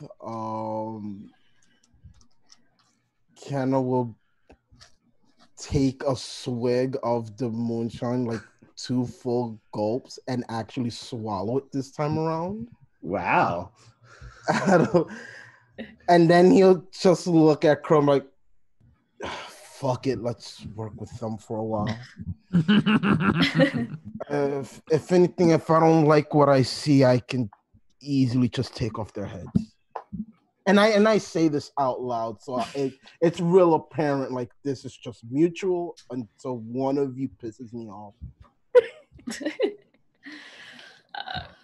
Crow is like, it's better that we know where all the parties involved are, rather than having them turn up at inopportune moments and stab us in the back. So let's just work with what we have now. So what does everyone know about this warlord, was it? Smuggler? Have we confirmed we're all going for the same target? Just want to be clear on that. Smuglord. Smuglord. Smuglord. Muggiest of smuglords. A smuglord is someone who shows up on your Twitter threads and says, "Actually, this thing is bad. Actually, Lord."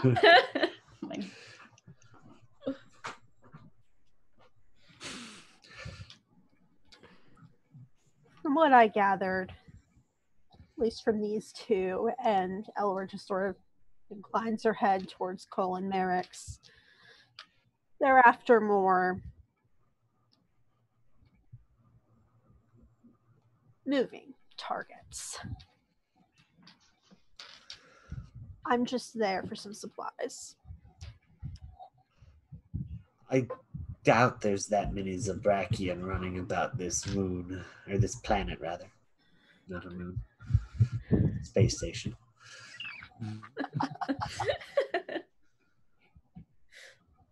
Well, one more at the moment, with a look over at Crow.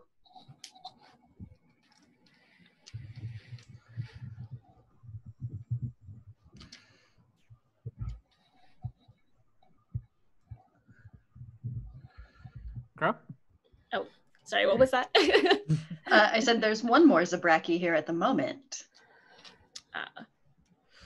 Yes, I'm looking for one as well, but I'm not looking to save them. All I really care about is that I get the kill, and then whatever everyone else needs to do, I don't really care. Straightforward. I like that.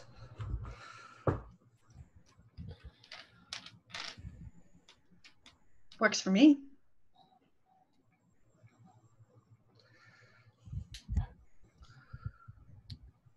I would prefer to not have my hands in any other kills besides this one. Targets. I could get something alive, but I get more dead, so I just need the head.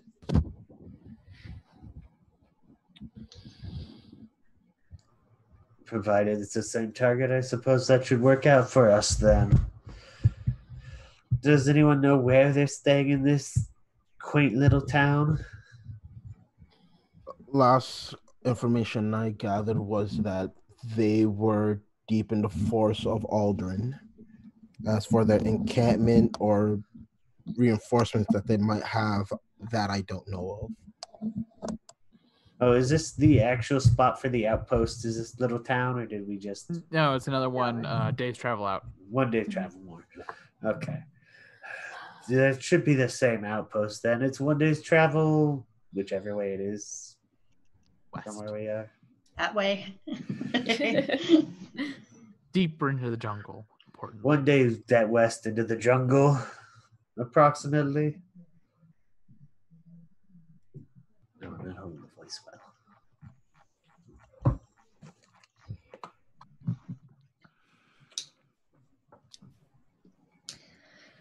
Well, with the business out of the way, what say our attentions turn to pleasure? How do you all feel about drinking games?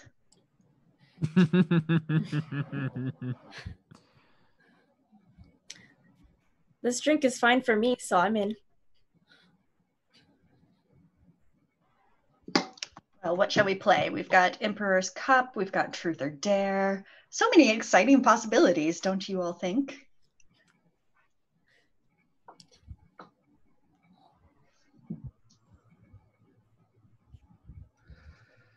I don't normally play drinking games, so I'll leave it to everyone else to decide what seems fun. Truth or dare seems like win-win. Either you answer the question or you get drunk enough that you just blurt out the answer. So truth or truth in that case?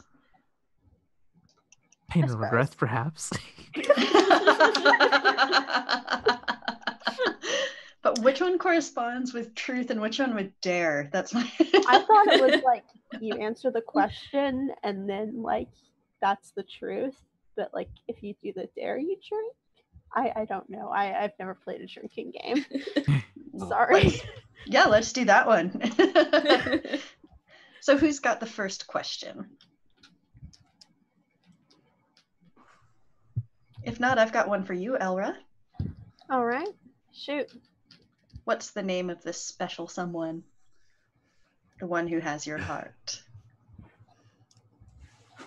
Shay Finn. Shay gave her name. Finn. She gave her name to me. Does that mean you can keep it along with the rest of her close to your heart? Yes. We're married. And yet your beloved is not here.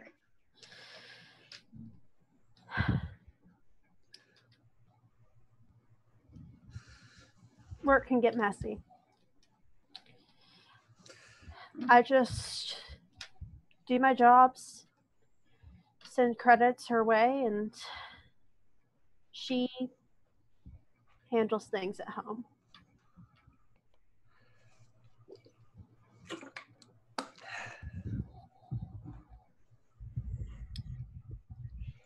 Well, that makes it your turn to answer a question, or to ask a question. All right. Cool. Yes. We're talking about Count Dooku earlier. Who did you work for during the Clone Wars? I've worked for the Confederacy. I don't suppose it's a secret. My direct superior was neither Dooku or Grievous, though. It was the head of the Commerce Guild.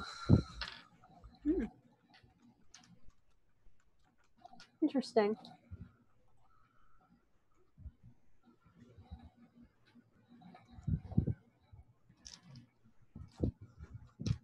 Are you looking up the name? I was going to try, yeah. Naturally, being Star Wars, that person has a name. Of course it does. It's man something.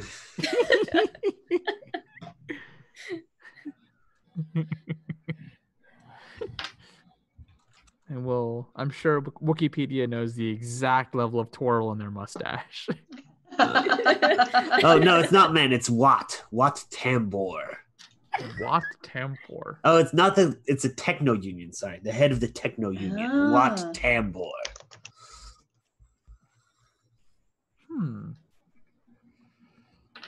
Cole, it's your turn.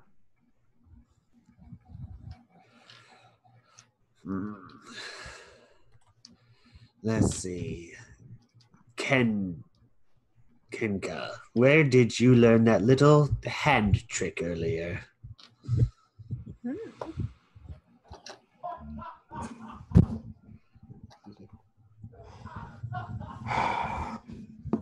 That trick is not that hard to learn.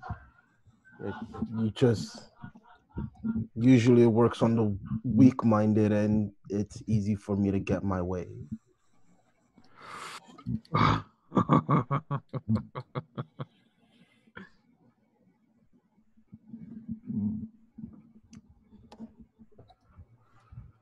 It isn't really much of a trick. It's more of just being persuasive.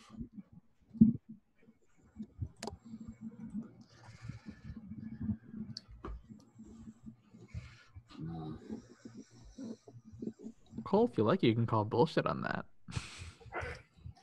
I feel like there's more to that persuasion than you're letting on. And I would say you didn't answer the question. The question was, where did you learn it? I picked it up seeing some people over at Sky City. Come on. Sky City. Now, what on Sky City were you doing there?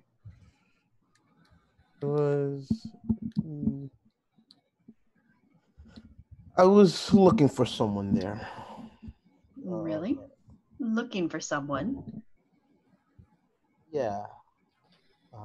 Nothing overtly crazy, just someone that could help me out and what I needed.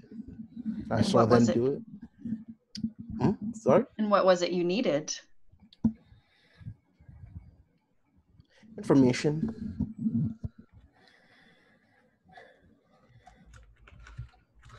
And you saw this person with the information do the trick? I saw someone I was doing the trick, get the information. It was easier, more subtle, rather than me breaking a limb or six for me to have my point across.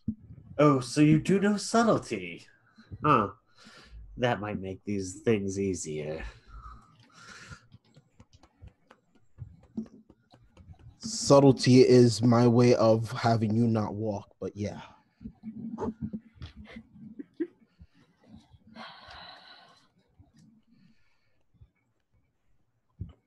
What do you think, Merrick? Did that satisfy? He did say where he learned it, so technically. In that case, Kenna, what's your next question? Oh, and also you're going to have to drink a big thing of this swill. I'll drink it, but I'll spit it out like I did before. Oh, that's not playing fair, though. I already broke that rule earlier. I'd like to go back to sticking to it. Hey!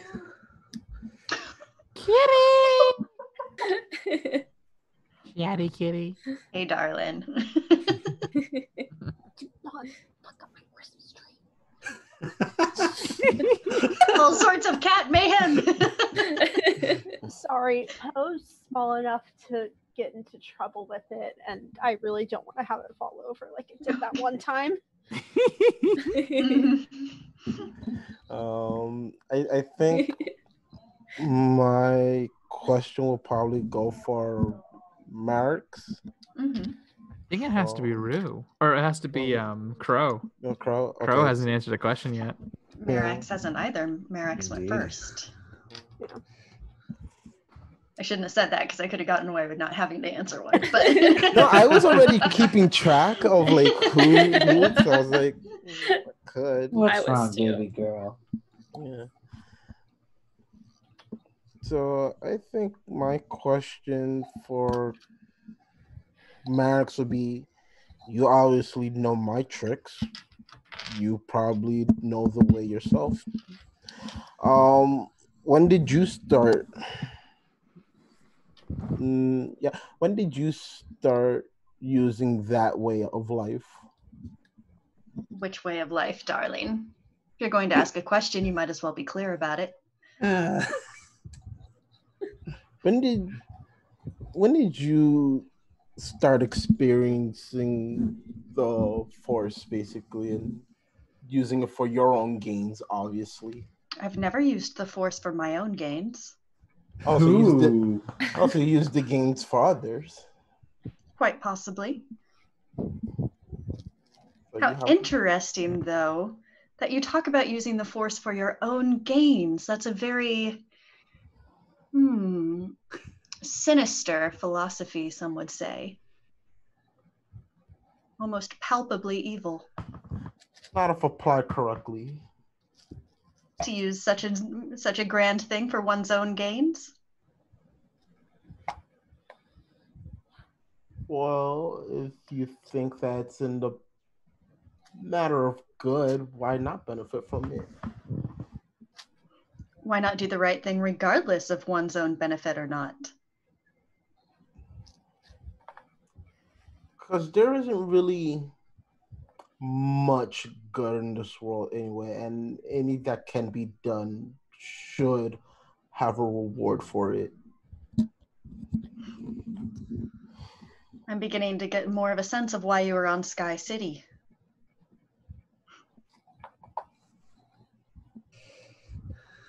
I think at that moment, Kenna's just gonna take like another swig and spit it out. You're still cheating, by the way.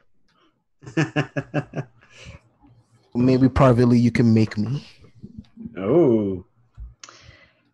Well, now, isn't that an interesting invitation? Oh, darling. Is that a serious offer? I don't see why not. We're all adults about it. Well, I have one more question to ask, and then perhaps you and I can get down to business. Mm-hmm. Speak. Bro, why are you so keen to kill this person? I know her. She's someone from my past that prompted me to do a lot of things I don't care to remember. I have a lot of built up anger, and I'd like to let it out and be done with it. It sounds like you and Kenna might have quite a bit in common then in terms of your philosophies. I pick my partners well. Or poorly. Ooh. I hear that remark, and 2 calls went through the counter. What's the matter, Kenna? Having some difficulty with your feelings?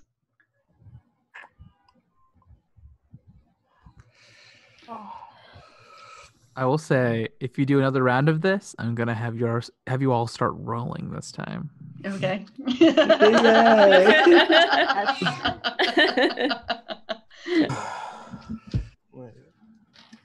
No, I just don't like being put in the middle of people's snide comments. I feel like it's beneath you.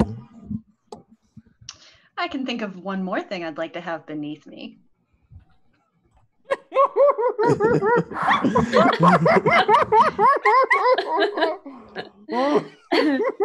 Maybe later, darling. And she's going to reach over and just like pluck him under the chin.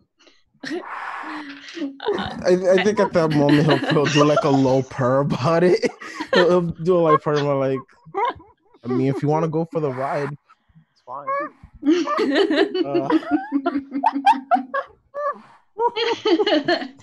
Well, if you start actually downing those drinks, we might see where the night takes us.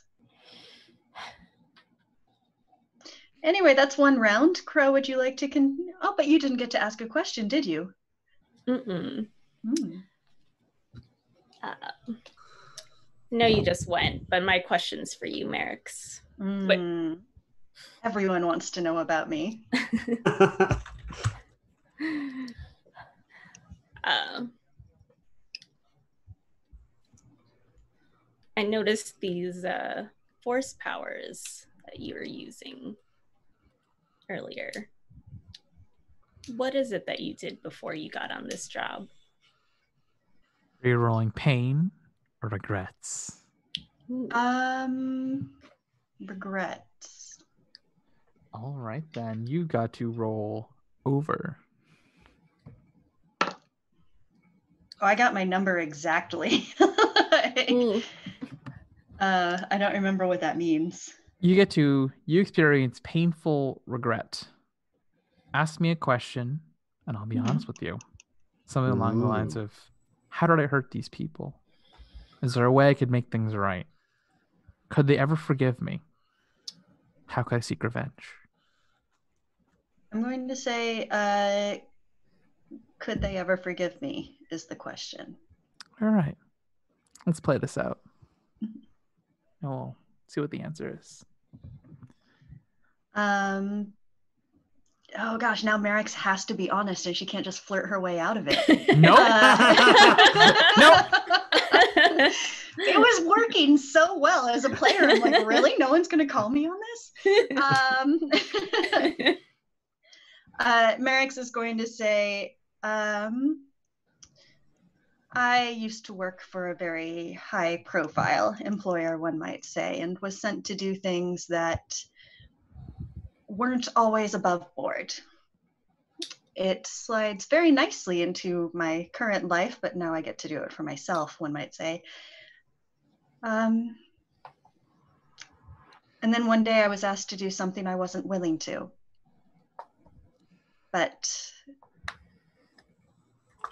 So I left. The terrible thing about finding out what you're not willing to do is realizing all the things you are.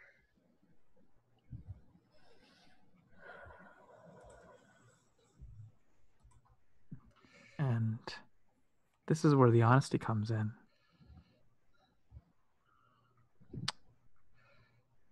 I don't think you could be forgiven. I think you're past that. Marix, you're in the hot seat.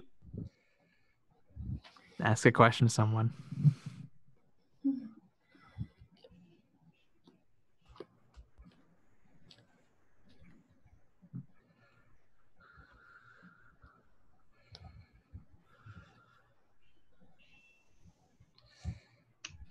Elra. Again. He loves Elra. Where is your spouse? Pain or regrets? Pain. Pain. Then I believe it's roll under. Right? Right. Yeah, pain's roll under. Oh.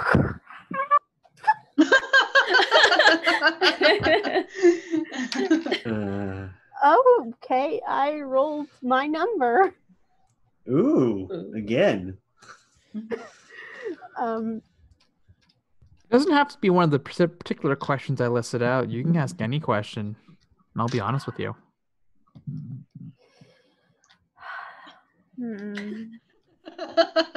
Well, I would have asked a very different question. Oh.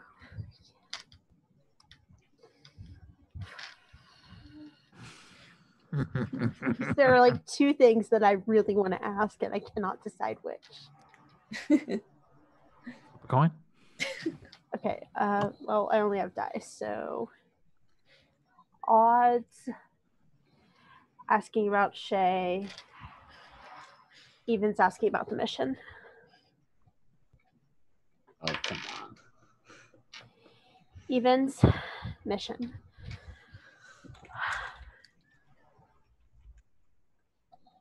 Is this just going to take me deeper down a darker path? And once you walk down the dark path, forever will it dominate your destiny? No. You'll have a chance to change course. Good to know.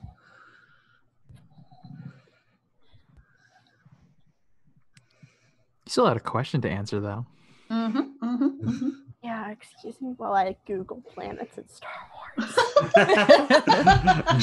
What kind of planet? What kind of planet? Just is make Shay up a on? name. Just out of the way, as peaceful as you can get in these times. Probably very rural. Dantooine's quite peaceful. Farming planet. No one's there. Jeddah used to hang out there, but that's thousands of years ago.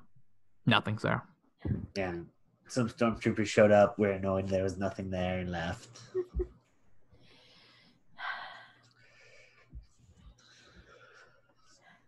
Shay and our son live on Dantooine. Oh, but where? Dantooine.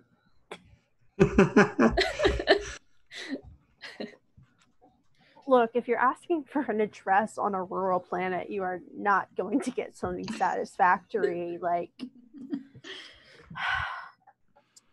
1,000 kilometers north. North of? Anything. An oasis.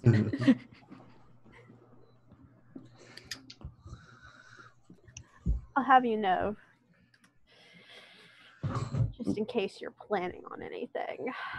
And she like pats her bag of explosives. It's a very secure little farm. I'm wounded. Probably Well, pardon smart me? considering the company she's keeping. Yeah, pardon me for being suspicious of y'all people. Oh, I didn't think this. Okay. I'm a 6'2" cat, ain't it?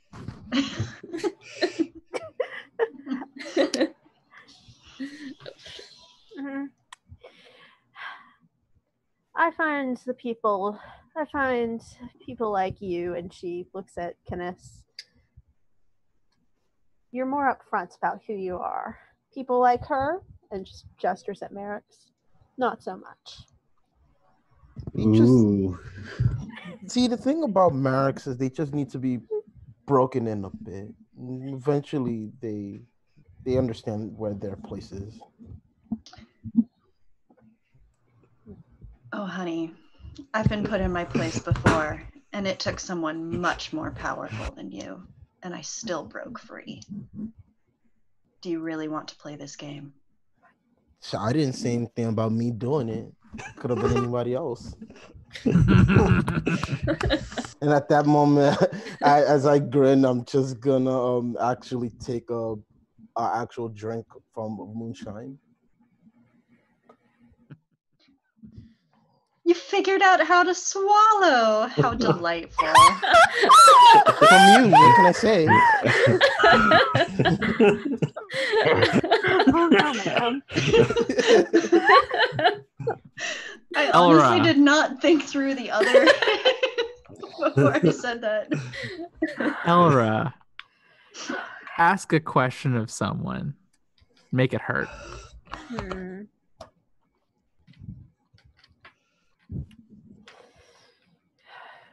So many options.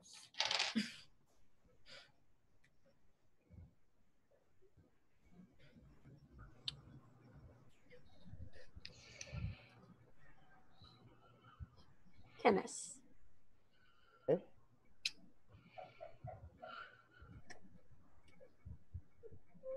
What were you doing before this, besides being a Jedi?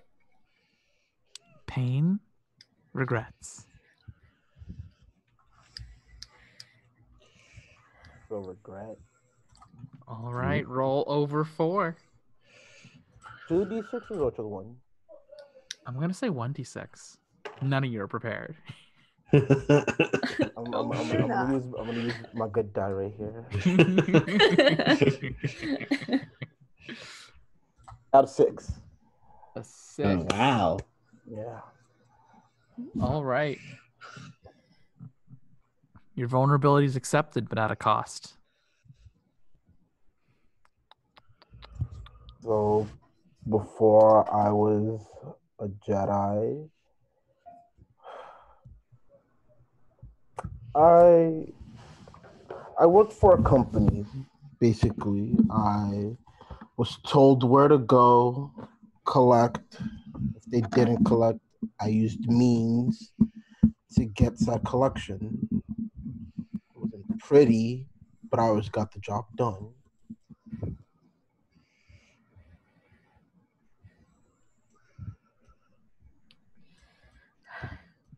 Can't judge you there.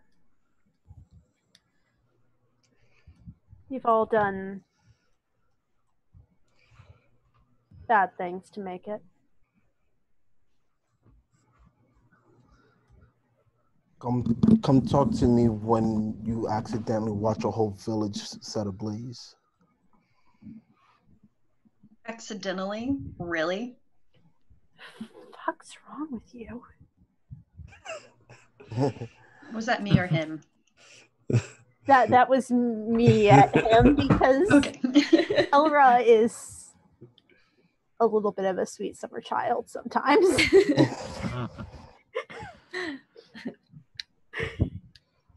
Hannah, your head feels like it's on fire, and it's all too familiar.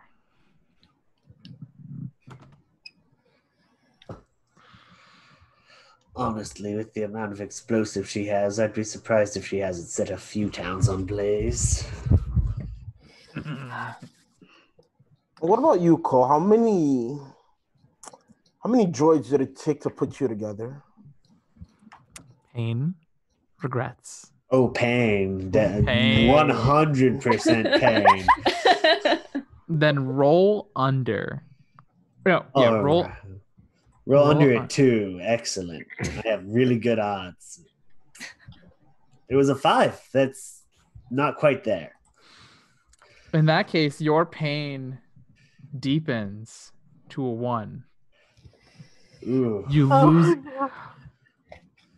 If you're, or no, for pain, yeah, roll under, which means your alignment increases rather. So now I'm in the middle of the void territory. Yes. You are at a 3. You do not face the consequences of lashing out from pain. I would have had you burn something down if that was the case. Oh. However, you still fail, and your vulnerability is punished. Kenna, Yeah. you get to punish that vulnerability. Oh. Make use of it.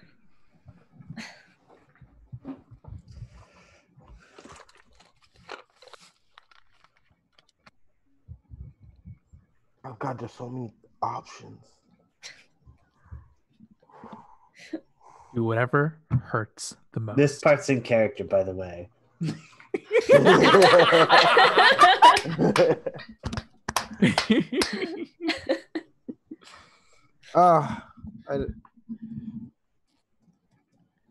If there wasn't a moment for chat to give me a suggestion, those would be like the perfect time.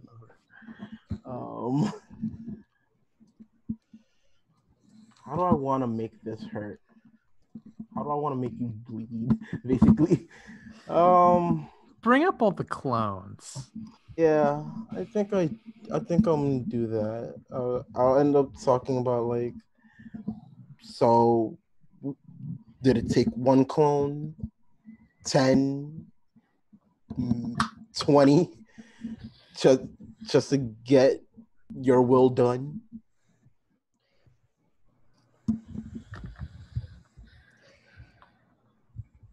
From what I've seen, more than you can count.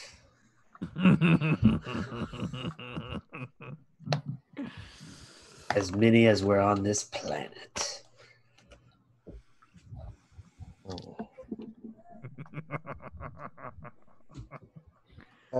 That moment, Kenna's eyes narrow a bit, and he's just gonna take another drink.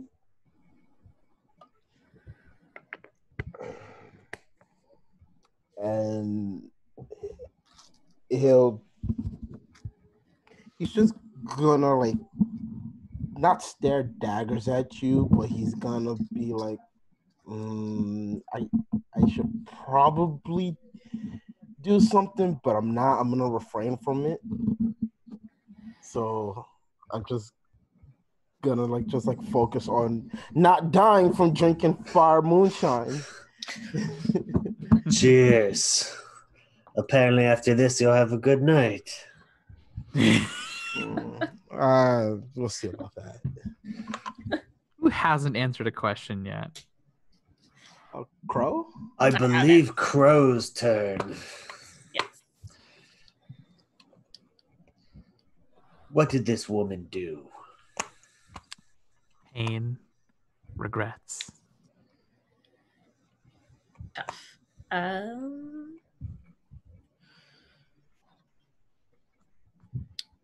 Pain. Alrighty. I believe that is roll under. Okay. 4. 4, and my notes app is breaking. Just a sec. Okay. Reboot that. Okay, so 4, roll under. That's a failure, is it not? Roll under. I think it was roll under 5. Oh yeah, that succeeds then.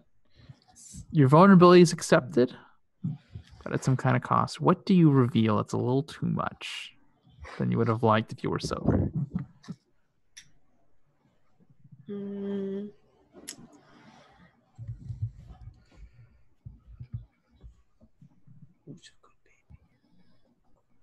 This woman was someone. She didn't raise me. And I think she whispers this part, but or she thinks it's a whisper, but I think it's at the same normal It's not speaking a voice. whisper anymore. She was my mother. She trained me. I was just supposed to be a simple guard, someone who watched at the palace in Dathomir, went on some missions sometimes. But every time we went on a mission, somehow the people we had to sacrifice were people I killed or cared about. And every mission we went on, we lost someone, or more than one someone. And it kept happening. I tried to take matters into my own hands. I figured in every mission, she was the one who set everything, who set up the whole plan, and her plans kept failing. If I could just get rid of her, I could make sure the missions went right. So I tried that at a meeting that she was supposed to be at in part of one of our smaller palaces. I demolished the entire building. There were other people in it, but she was supposed to be in it too. But she wasn't.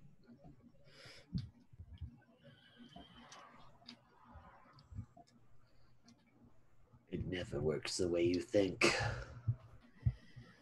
Nope, she won that battle along with all the others.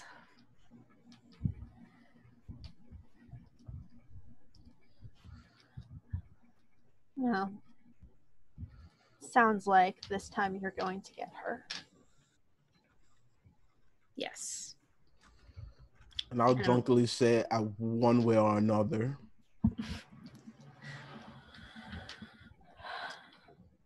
And I'm making sure no one else falls because of it. That would infuriate her the most. I can respect that.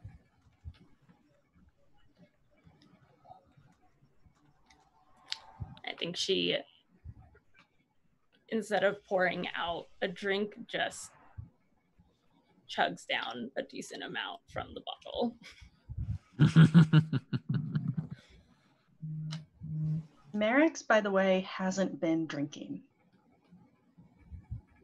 So she's been kind of holding the bottle, playing with it, all of that stuff, but she hasn't actually been drinking from it.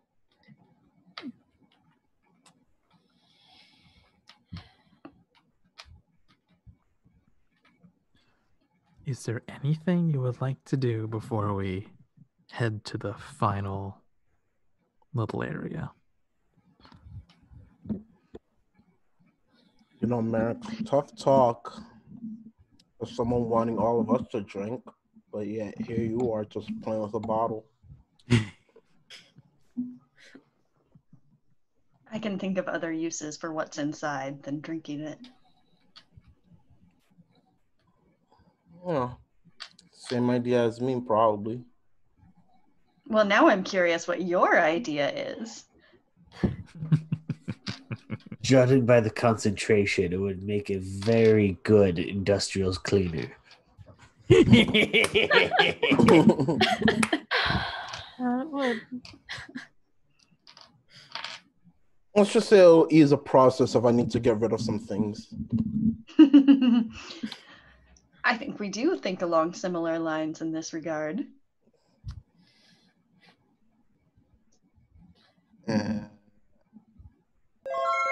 think at that moment I'll probably just stand up, probably wobbly, because your boy's been drinking. Mm-hmm. And I'll probably make my way to my room.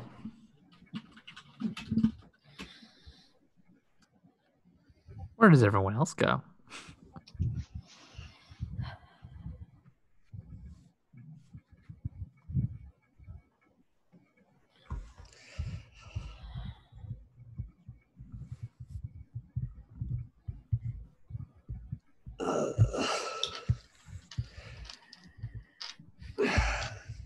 I'm gonna have to shoot tomorrow.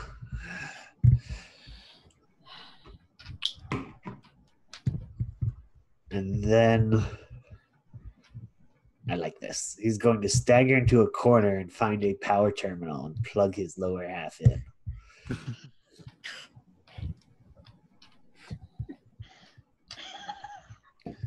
The mental image of that is incredible, by the way. It imagines just super uncomfortable just to like walk around half metal. Like you just can't sleep right. Something's always digging into you. It's just a miserable experience. Exactly. Elra just sort of looks at that and is like, fascinating.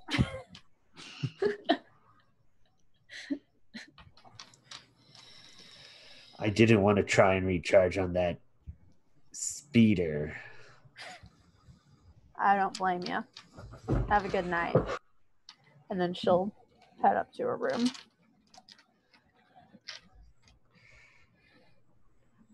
I'll probably, once I get to my room, I'll probably send a mental message to Marek to be, if you want to find me, this is where I'll be.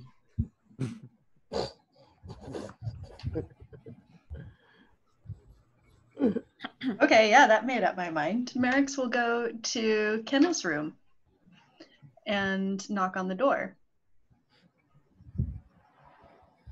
And then the question becomes what Crow does, because I think we'll cut it. We'll star wipe there. It's not going that direction. Oh. Which direction is it going? Well, it depends on if Kenna lets Merrick's in. So I probably would. I'd open the door. I would let them in, and I would have more of an in-depth discussion of like basically like their back and forth of knowing the ways of the Force.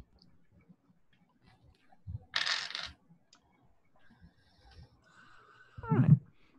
That's not where Merrick's was thinking this would go. Oh no, it's just small talk, but at the same time, I'm basically just shirtless. I'm trying to like get the conversation rolling and get a bit more now that I'm slightly more sober. Don't worry, we'll get to that in a moment. Just have a little bit of foreplay, woman. Jeez. I think that's where we cut to Crow. Merrick's actually is going to say, "You enjoyed it, didn't you, when the village burned?" Ooh. I'm not gonna lie, there was a bit of a satisfaction to it, knowing that when criminals hide criminals, they get their justice. Justice, criminals, such vague terms. I would say it's interesting what some people consider crimes and some people don't. Would you say that burning that village was a crime? No. How strange. I would, and she shoots him in the gut. Oh, holy shit. Oh.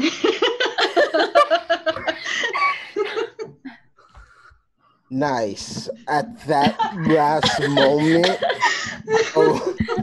I'm gonna use the Force to basically hold it together and basically have my hidden lightsaber to basically go through her left abdomen. Not gonna work. She pulls hers out to block. All right. Ooh. The blade So is bright red. Yeah. It seems we still have blue. a duel ahead of us. So I have to ask, where we're going to play this out is both of you are going to lay out things you are willing to give up to win. And we'll just have you go back and forth, upping the ante. If you win, you give up all of it. If you back out, you lose nothing. And if it comes to a final thing, you will both roll a d6. Whoever is highest wins and loses everything. Whoever is lowest, I think they die. Do they not? Need this. So, first round. What are you both willing to give up?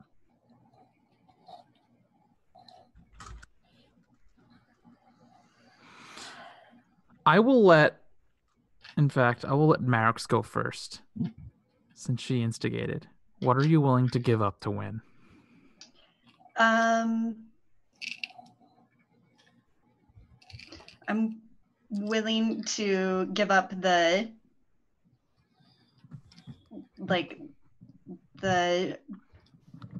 I'm willing for people to know that I am dark side aligned.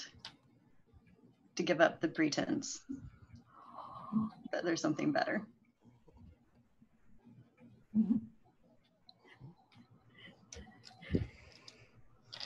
All right.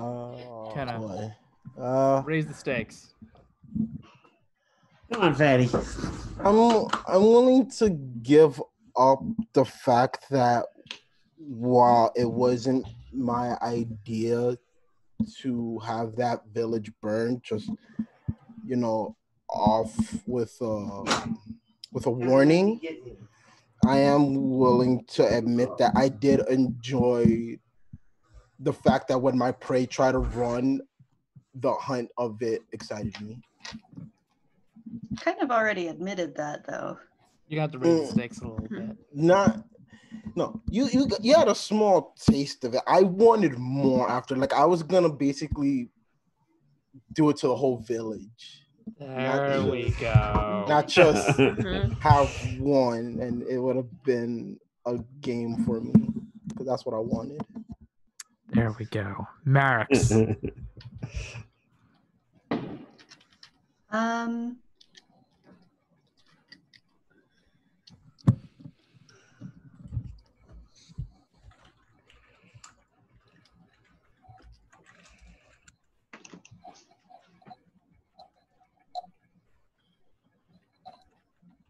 It can be anything. I'm trying to figure out if this will fly.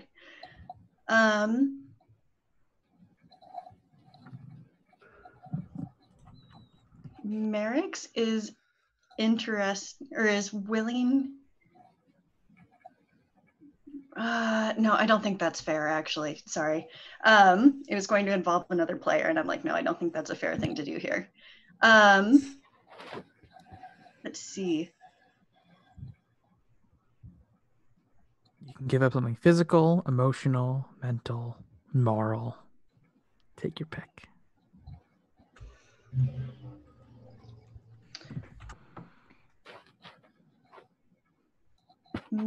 This might be a little too similar. She's willing to give up the search for forgiveness. I like that.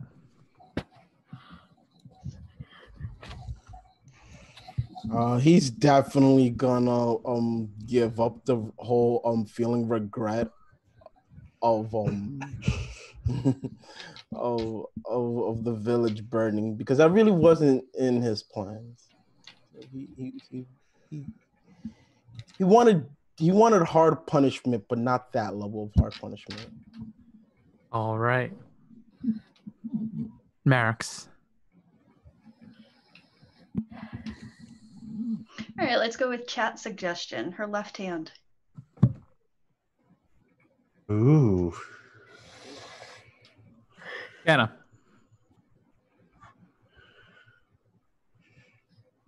Willing to not be attuned to the force. Holy shit! Oh my gosh! Again, if you back out, you lose nothing.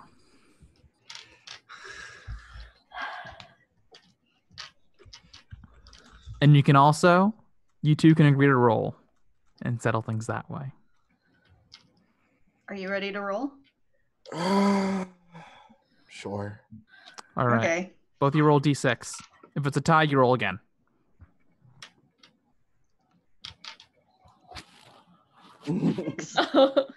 I got it too. Kenna, Mhm. describe how you die.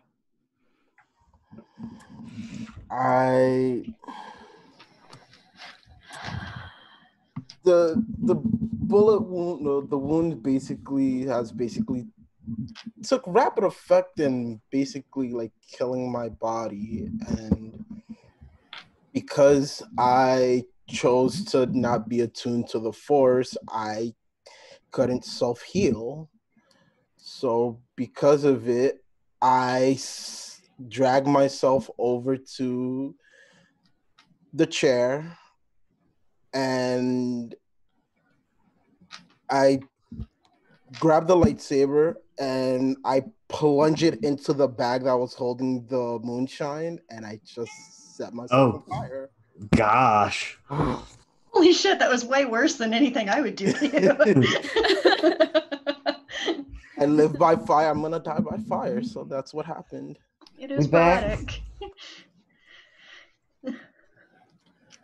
And through some quirk of nature or the force, the fire doesn't spread, or at least it doesn't spread beyond That's me. Marek's Jarek's left hand. She is going to scream super loud and take out her lightsaber and cut it off so that it doesn't spread further up her arm. Cauterize the wound and just... And we see the camera cut to Marek's face, lit in a grim, bloody red. And I think this is when we cut to the next village, straight up. I'm going to say Marek's went there early. Went there ahead of everyone else. Middle Did of the not day. want to explain the hand thing. So when Cole, Elra, and Crow wake up the next morning, the speeder that Crow came in there is gone. And well, we can let you all pick who finds the remnants of Kenna. I think that'd be Crow most likely. Yeah, I was gonna say it would probably be Crow.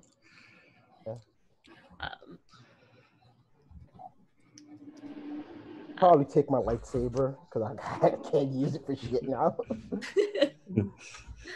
If Merrick's had the option, she would have taken it. It's not like she can use it. She only has one hand, but still. Take it. Is that okay, Crow, by the way? Yeah. Okay. That's fine.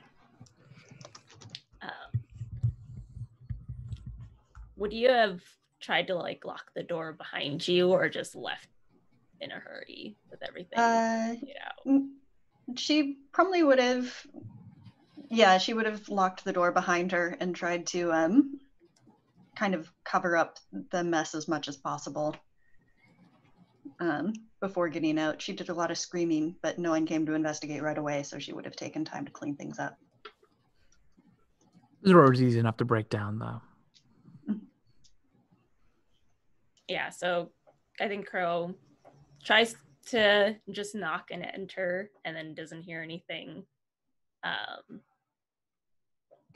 And I think she doesn't tend to use her like Night Sister magics that often, but she uses it to get a sense of if he's okay in there and realizes that there's no life inside, so she breaks down the door and goes in. You'll see my charred body basically in a chair, just sitting there, just burnt to a crisp. That's it. You see one hand as well in a similarly charred state.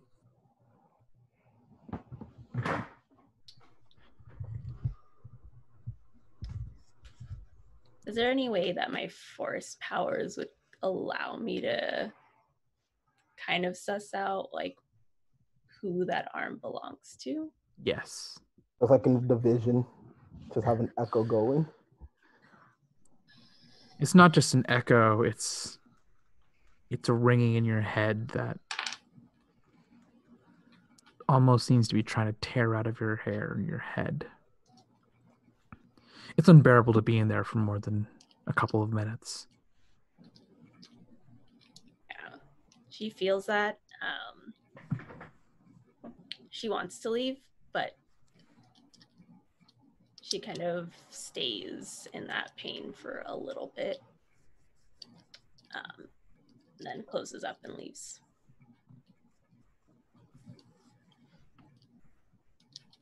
Cole, Elra, you managed to find Crow right as she turns around.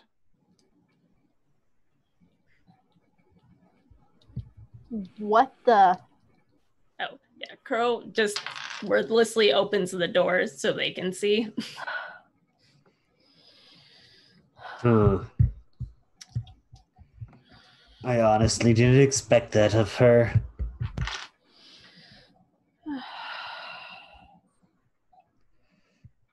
Looks like there was something of a disagreement last night. Provided you want that kill, we should get onto our bike. Yours is already gone. I'll definitely take that transportation with you. I don't think I have much of a choice.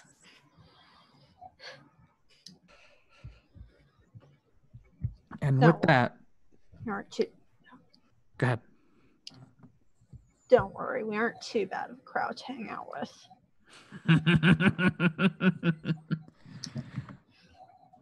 On the plus side, I suppose I don't have to wonder what she was going to do with that village now.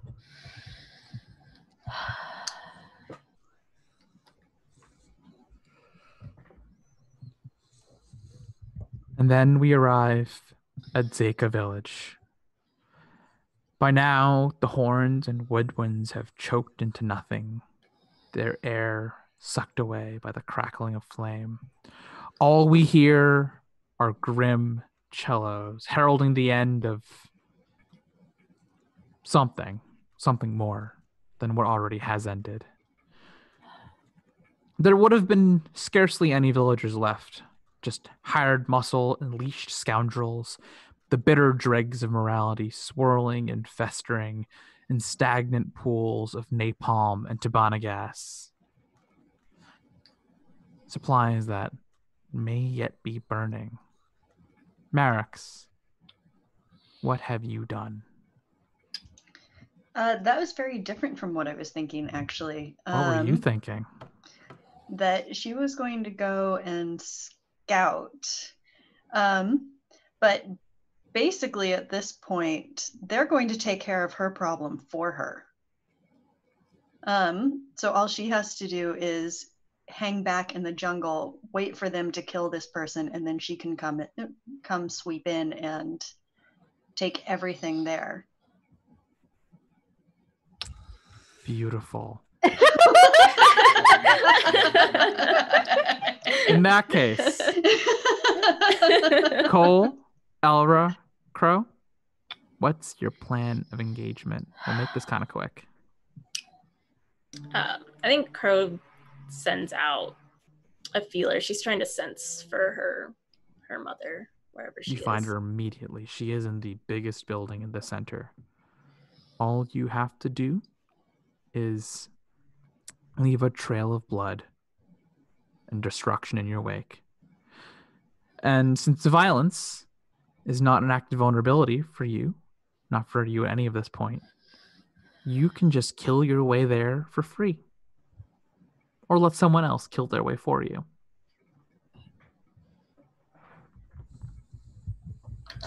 I'll relay that information to Elra and Cole. I found my mark. All right. Guess this is where I leave you two. Oh. I told you I wasn't after your mark. Not a living target. All right. Are you going to be in the way while we're trying to do this? I'm just here to blow some stuff to hell. I'll be sure to stay away from your building. I'm just after the arms that they have here. Well, a big distraction would be great, so fire it up. All right. She grabs her bag and goes to burn baby. Describe the explosion, if you will. She has planted the charges in whatever like storage units or whatever, and then like gone back away to detonate them so that she doesn't like completely die.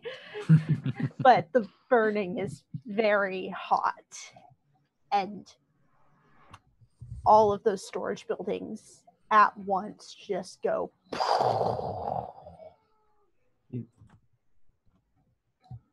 Come on. And then she'll just kind of find a place to hide out near the speeder and wait for the others to do their business. There are 2 speeders. You can go if you would like. Wait, I thought we all took the same one. But there's the one from Merrick's too. Seeing that.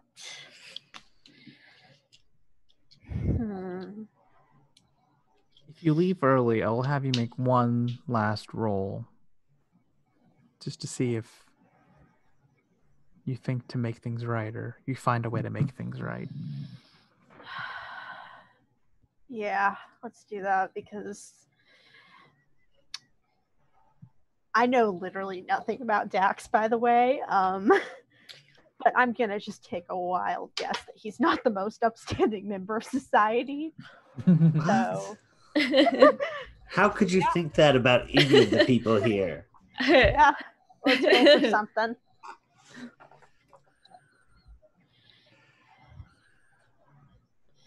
You like to roll pain or regrets? It's gonna make it really hard, and I will probably fail. But it's regrets just because of where life has brought her. Roll above. Yeah, I'll say you can take 2d6 if you would like. Okay. Wait, roll above. Yeah, regrets roll over. Oh, okay. I might have a decent chance then. Okay, I got a 5 and a 6.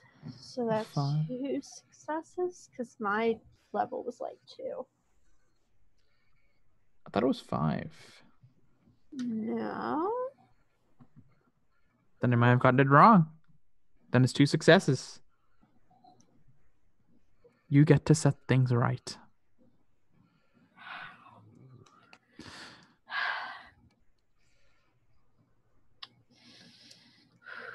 You get to call Dax if you would like. I'll do that. I'll pull out whatever calm and say, and just sort of like do like a flip phone video of it.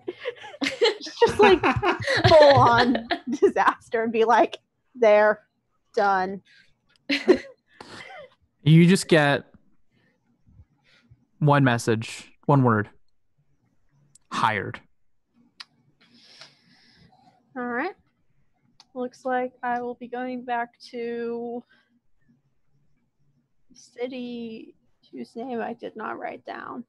Isis. Isis. Okay. Alrighty. So you take one of the speeders and you just head back. Crow and Cole. I'm gonna say I'll let you just show up into the inner sanctum if you would like. That works. And you see her. The Green Claw. Isha Krithya. Just standing there, arms crossed. And looking at the inferno at the window. and she sees her daughter. What does Crow look like with this in front of the person she actually wants to kill? I think she has like carefully controlled rage. Just it's almost vibrating off of her. And her mother can probably feel it through the force. I believe this is when you roll for vulnerability. Or are you rolling pain or regrets, do you think? This one, pain. Pain. So it's roll under. And it's a roll under, what would it be? 5. And I'll say you get 2d6 because this is what you came here for. Mhm. Okay. First roll, not great. What was your first roll? 6. 6. What's your second? 2, thankfully. You get 1 success. You get what you came here for. But what do you give up?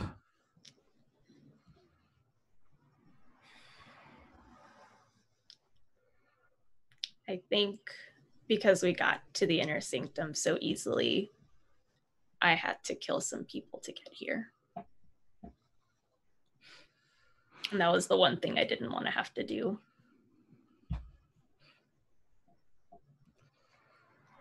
And I think my mother isn't alone.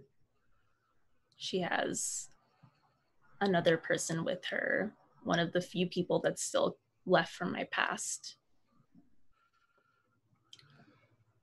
And I have to go through them first to get to her.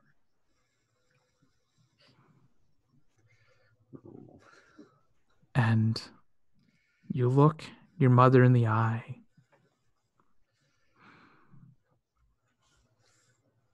And you see nothing in her eyes. Why? And she just says, "What are you waiting for?"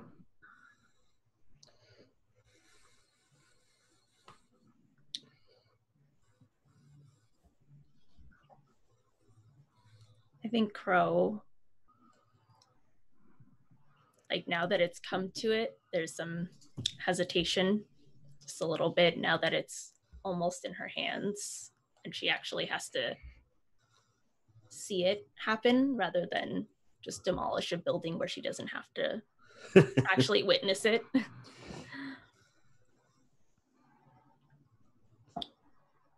And then she remembers all the people that she lost over the years. Every single one of them that she knows she could have saved.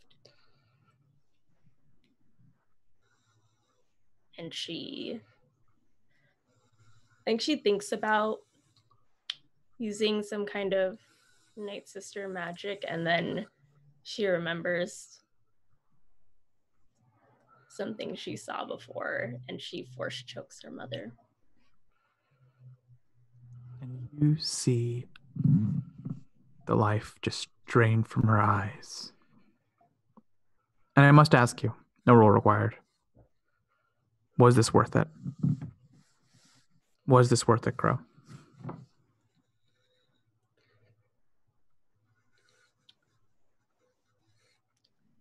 For a second, it feels like it was 100% worth it. Just for a moment, it feels like all the pain has evaporated. And then I think after she's gone, it just comes rushing back in tenfold. Cool. What do you do? Unfortunately, we were so close.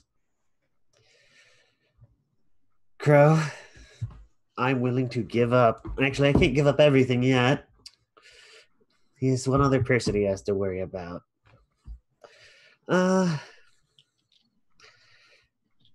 He's willing to give up his ideals. As he turns and fires at her, your kind has caused every harm in the galaxy. And none of you can survive.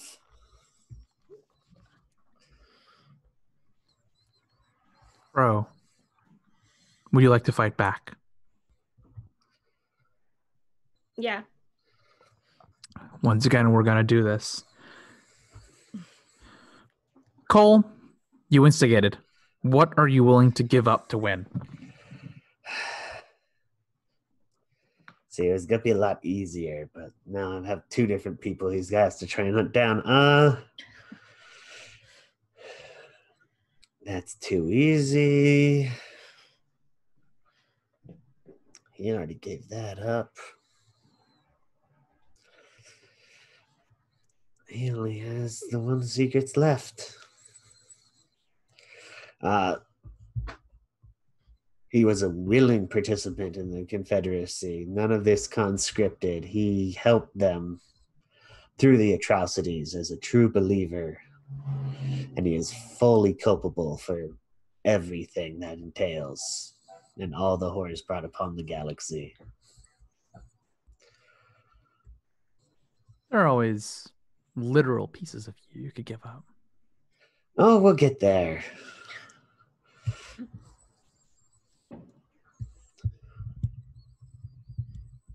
Gotta name something, though. What are you willing to give up to win?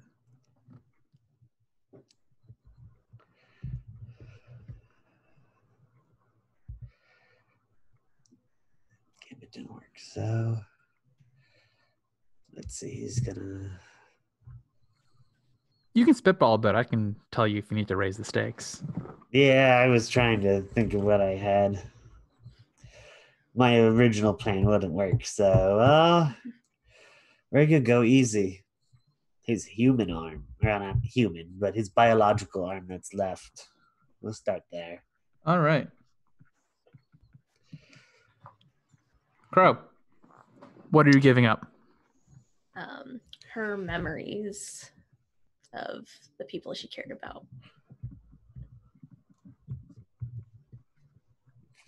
All righty. Cole.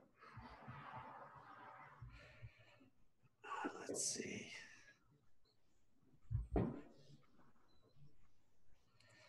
This was part of it. So this will be a twofer. His freedom and also the current bounty at hand. You'll lose. He's not going to run. He's just going to turn himself in after this if he survives. So is that two things you're putting on the line? Indeed. I mean, they're kind of joined. Once I turn myself in, I can't really collect a bounty anyway. Mm-hmm. I'll put both down. Crow. Stakes have been raised. For her. Because if you fold, you'll survive. Mm-hmm. And lose nothing.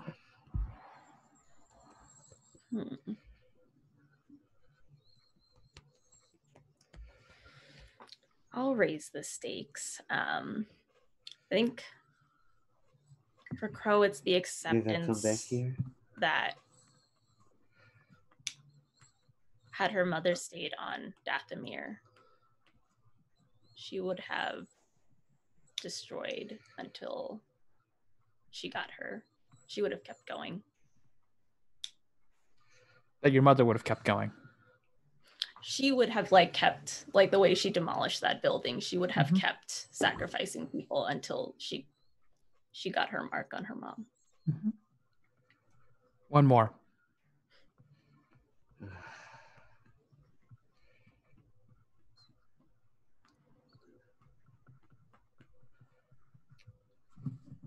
Running out of things. Should have actual plain family.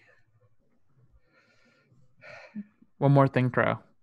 You're still down one. One more thing. Yeah. Hmm.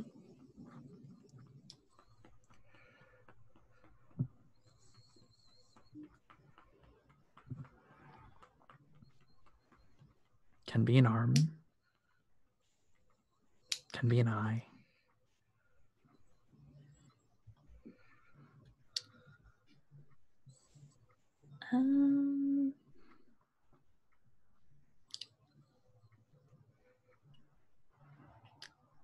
I think it'll be her sight. Sight. Cool. And of course, you can always both agree to roll.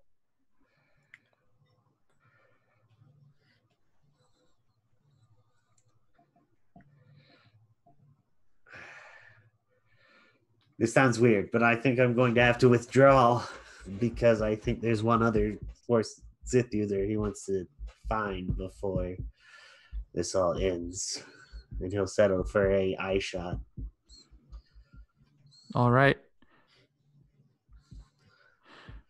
What does this look like? What does it look like for Crow to subdue this half machine man at the cost of her eyes, at the cost of her humanity?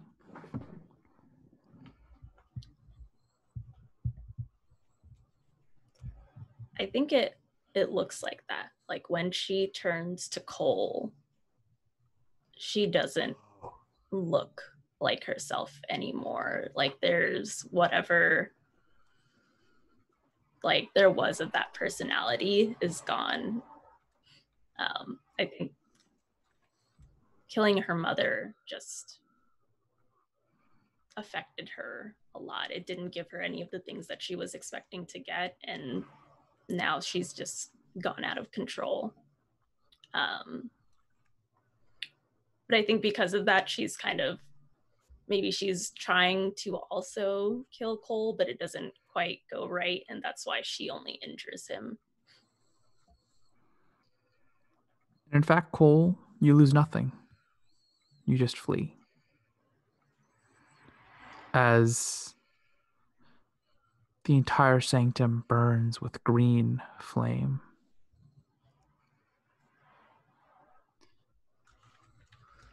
Crow, do you think you remain at the village for the time being? Yeah. She's not going anywhere. Then Cole, what's your plan now? Now, he has as far as he's aware, either a Dark Jedi or one of whatever on Earth Dooku was actually doing, running around somewhere.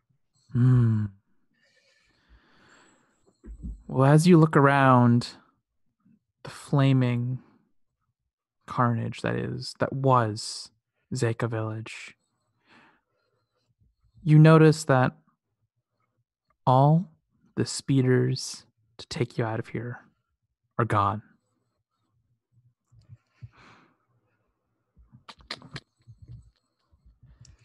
Elra took one of them, and Marix took the other. They're both gone, and you, Cole, are stranded here. Indeed. And I think that is where we close.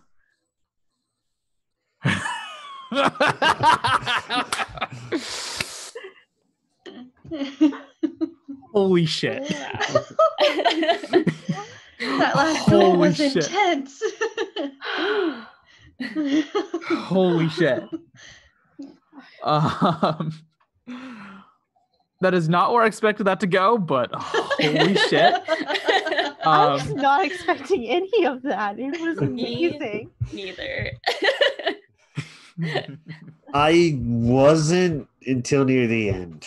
And I kind of knew where Cole was going for this. I guess I got one happy ending out of 5. You did? I don't know how it was Elra, though. Although I guess she did have the whole sweet summer child thing going for her. She was the only one who hadn't committed war crimes. No, Yeah. she just saw them and it was awful. I have wills coming to me. I'm fine. Yes, you did. Thank you very much. All right, is there a closing script? Yes. Yes. Let's go around the room a little bit and allow everyone to give a quick plug where you are on the internet, where people can find you, if you got anything cool to show off. We'll start with Nick.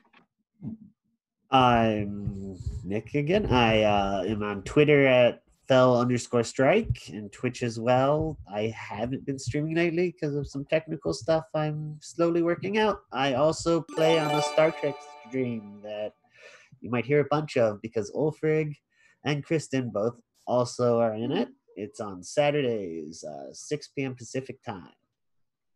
It's a lot of fun. Oh, and thank you, Michael. I'm not sure how to pronounce this username. Michael Wayne? Michael Wayne? Oh, yeah, I just saw that. For the subscription. That's awesome. Yeah. Thank you very much. Oh, he wanted to go to Rue. She did win. So she did, in fact, win. All right, Norman. Hey. Michael Wayne. Oh, thank you, Michael. You could basically find me on Twitter at Norman Lambert 45. Basically, I'm just a degenerate there. Please give me your hot takes from time to time. I don't care. I don't really have much going on currently except for watching anime and going through everything Star Wars related, and boy is it like just taxing on the mind dealing with it. And this was very fun. Honestly, the highlight of this game for me was both me and Crow. We lost so much. Like losing of sight, and I just literally gave up my attunement to Force. That was intense. I'm like, I'm gonna give up being a Jedi or being basically Force enable. Whew. All right, Rue. Where can folks find you on the interwebs? Hello, everyone. I'm Rue. You can find me on Twitter at Cherry Drop, all one word. Welcome to the party. On every Wednesday, I'm on a stream called Unnatural Disasters, where we are playing a Monster of the Week spooky game, where I play a very different character who is awkward and doesn't know how to be social, and so makes a lot of fun faux pas. And Precious cinnamon roll. Yes, she is learning sarcasm, but she doesn't get it.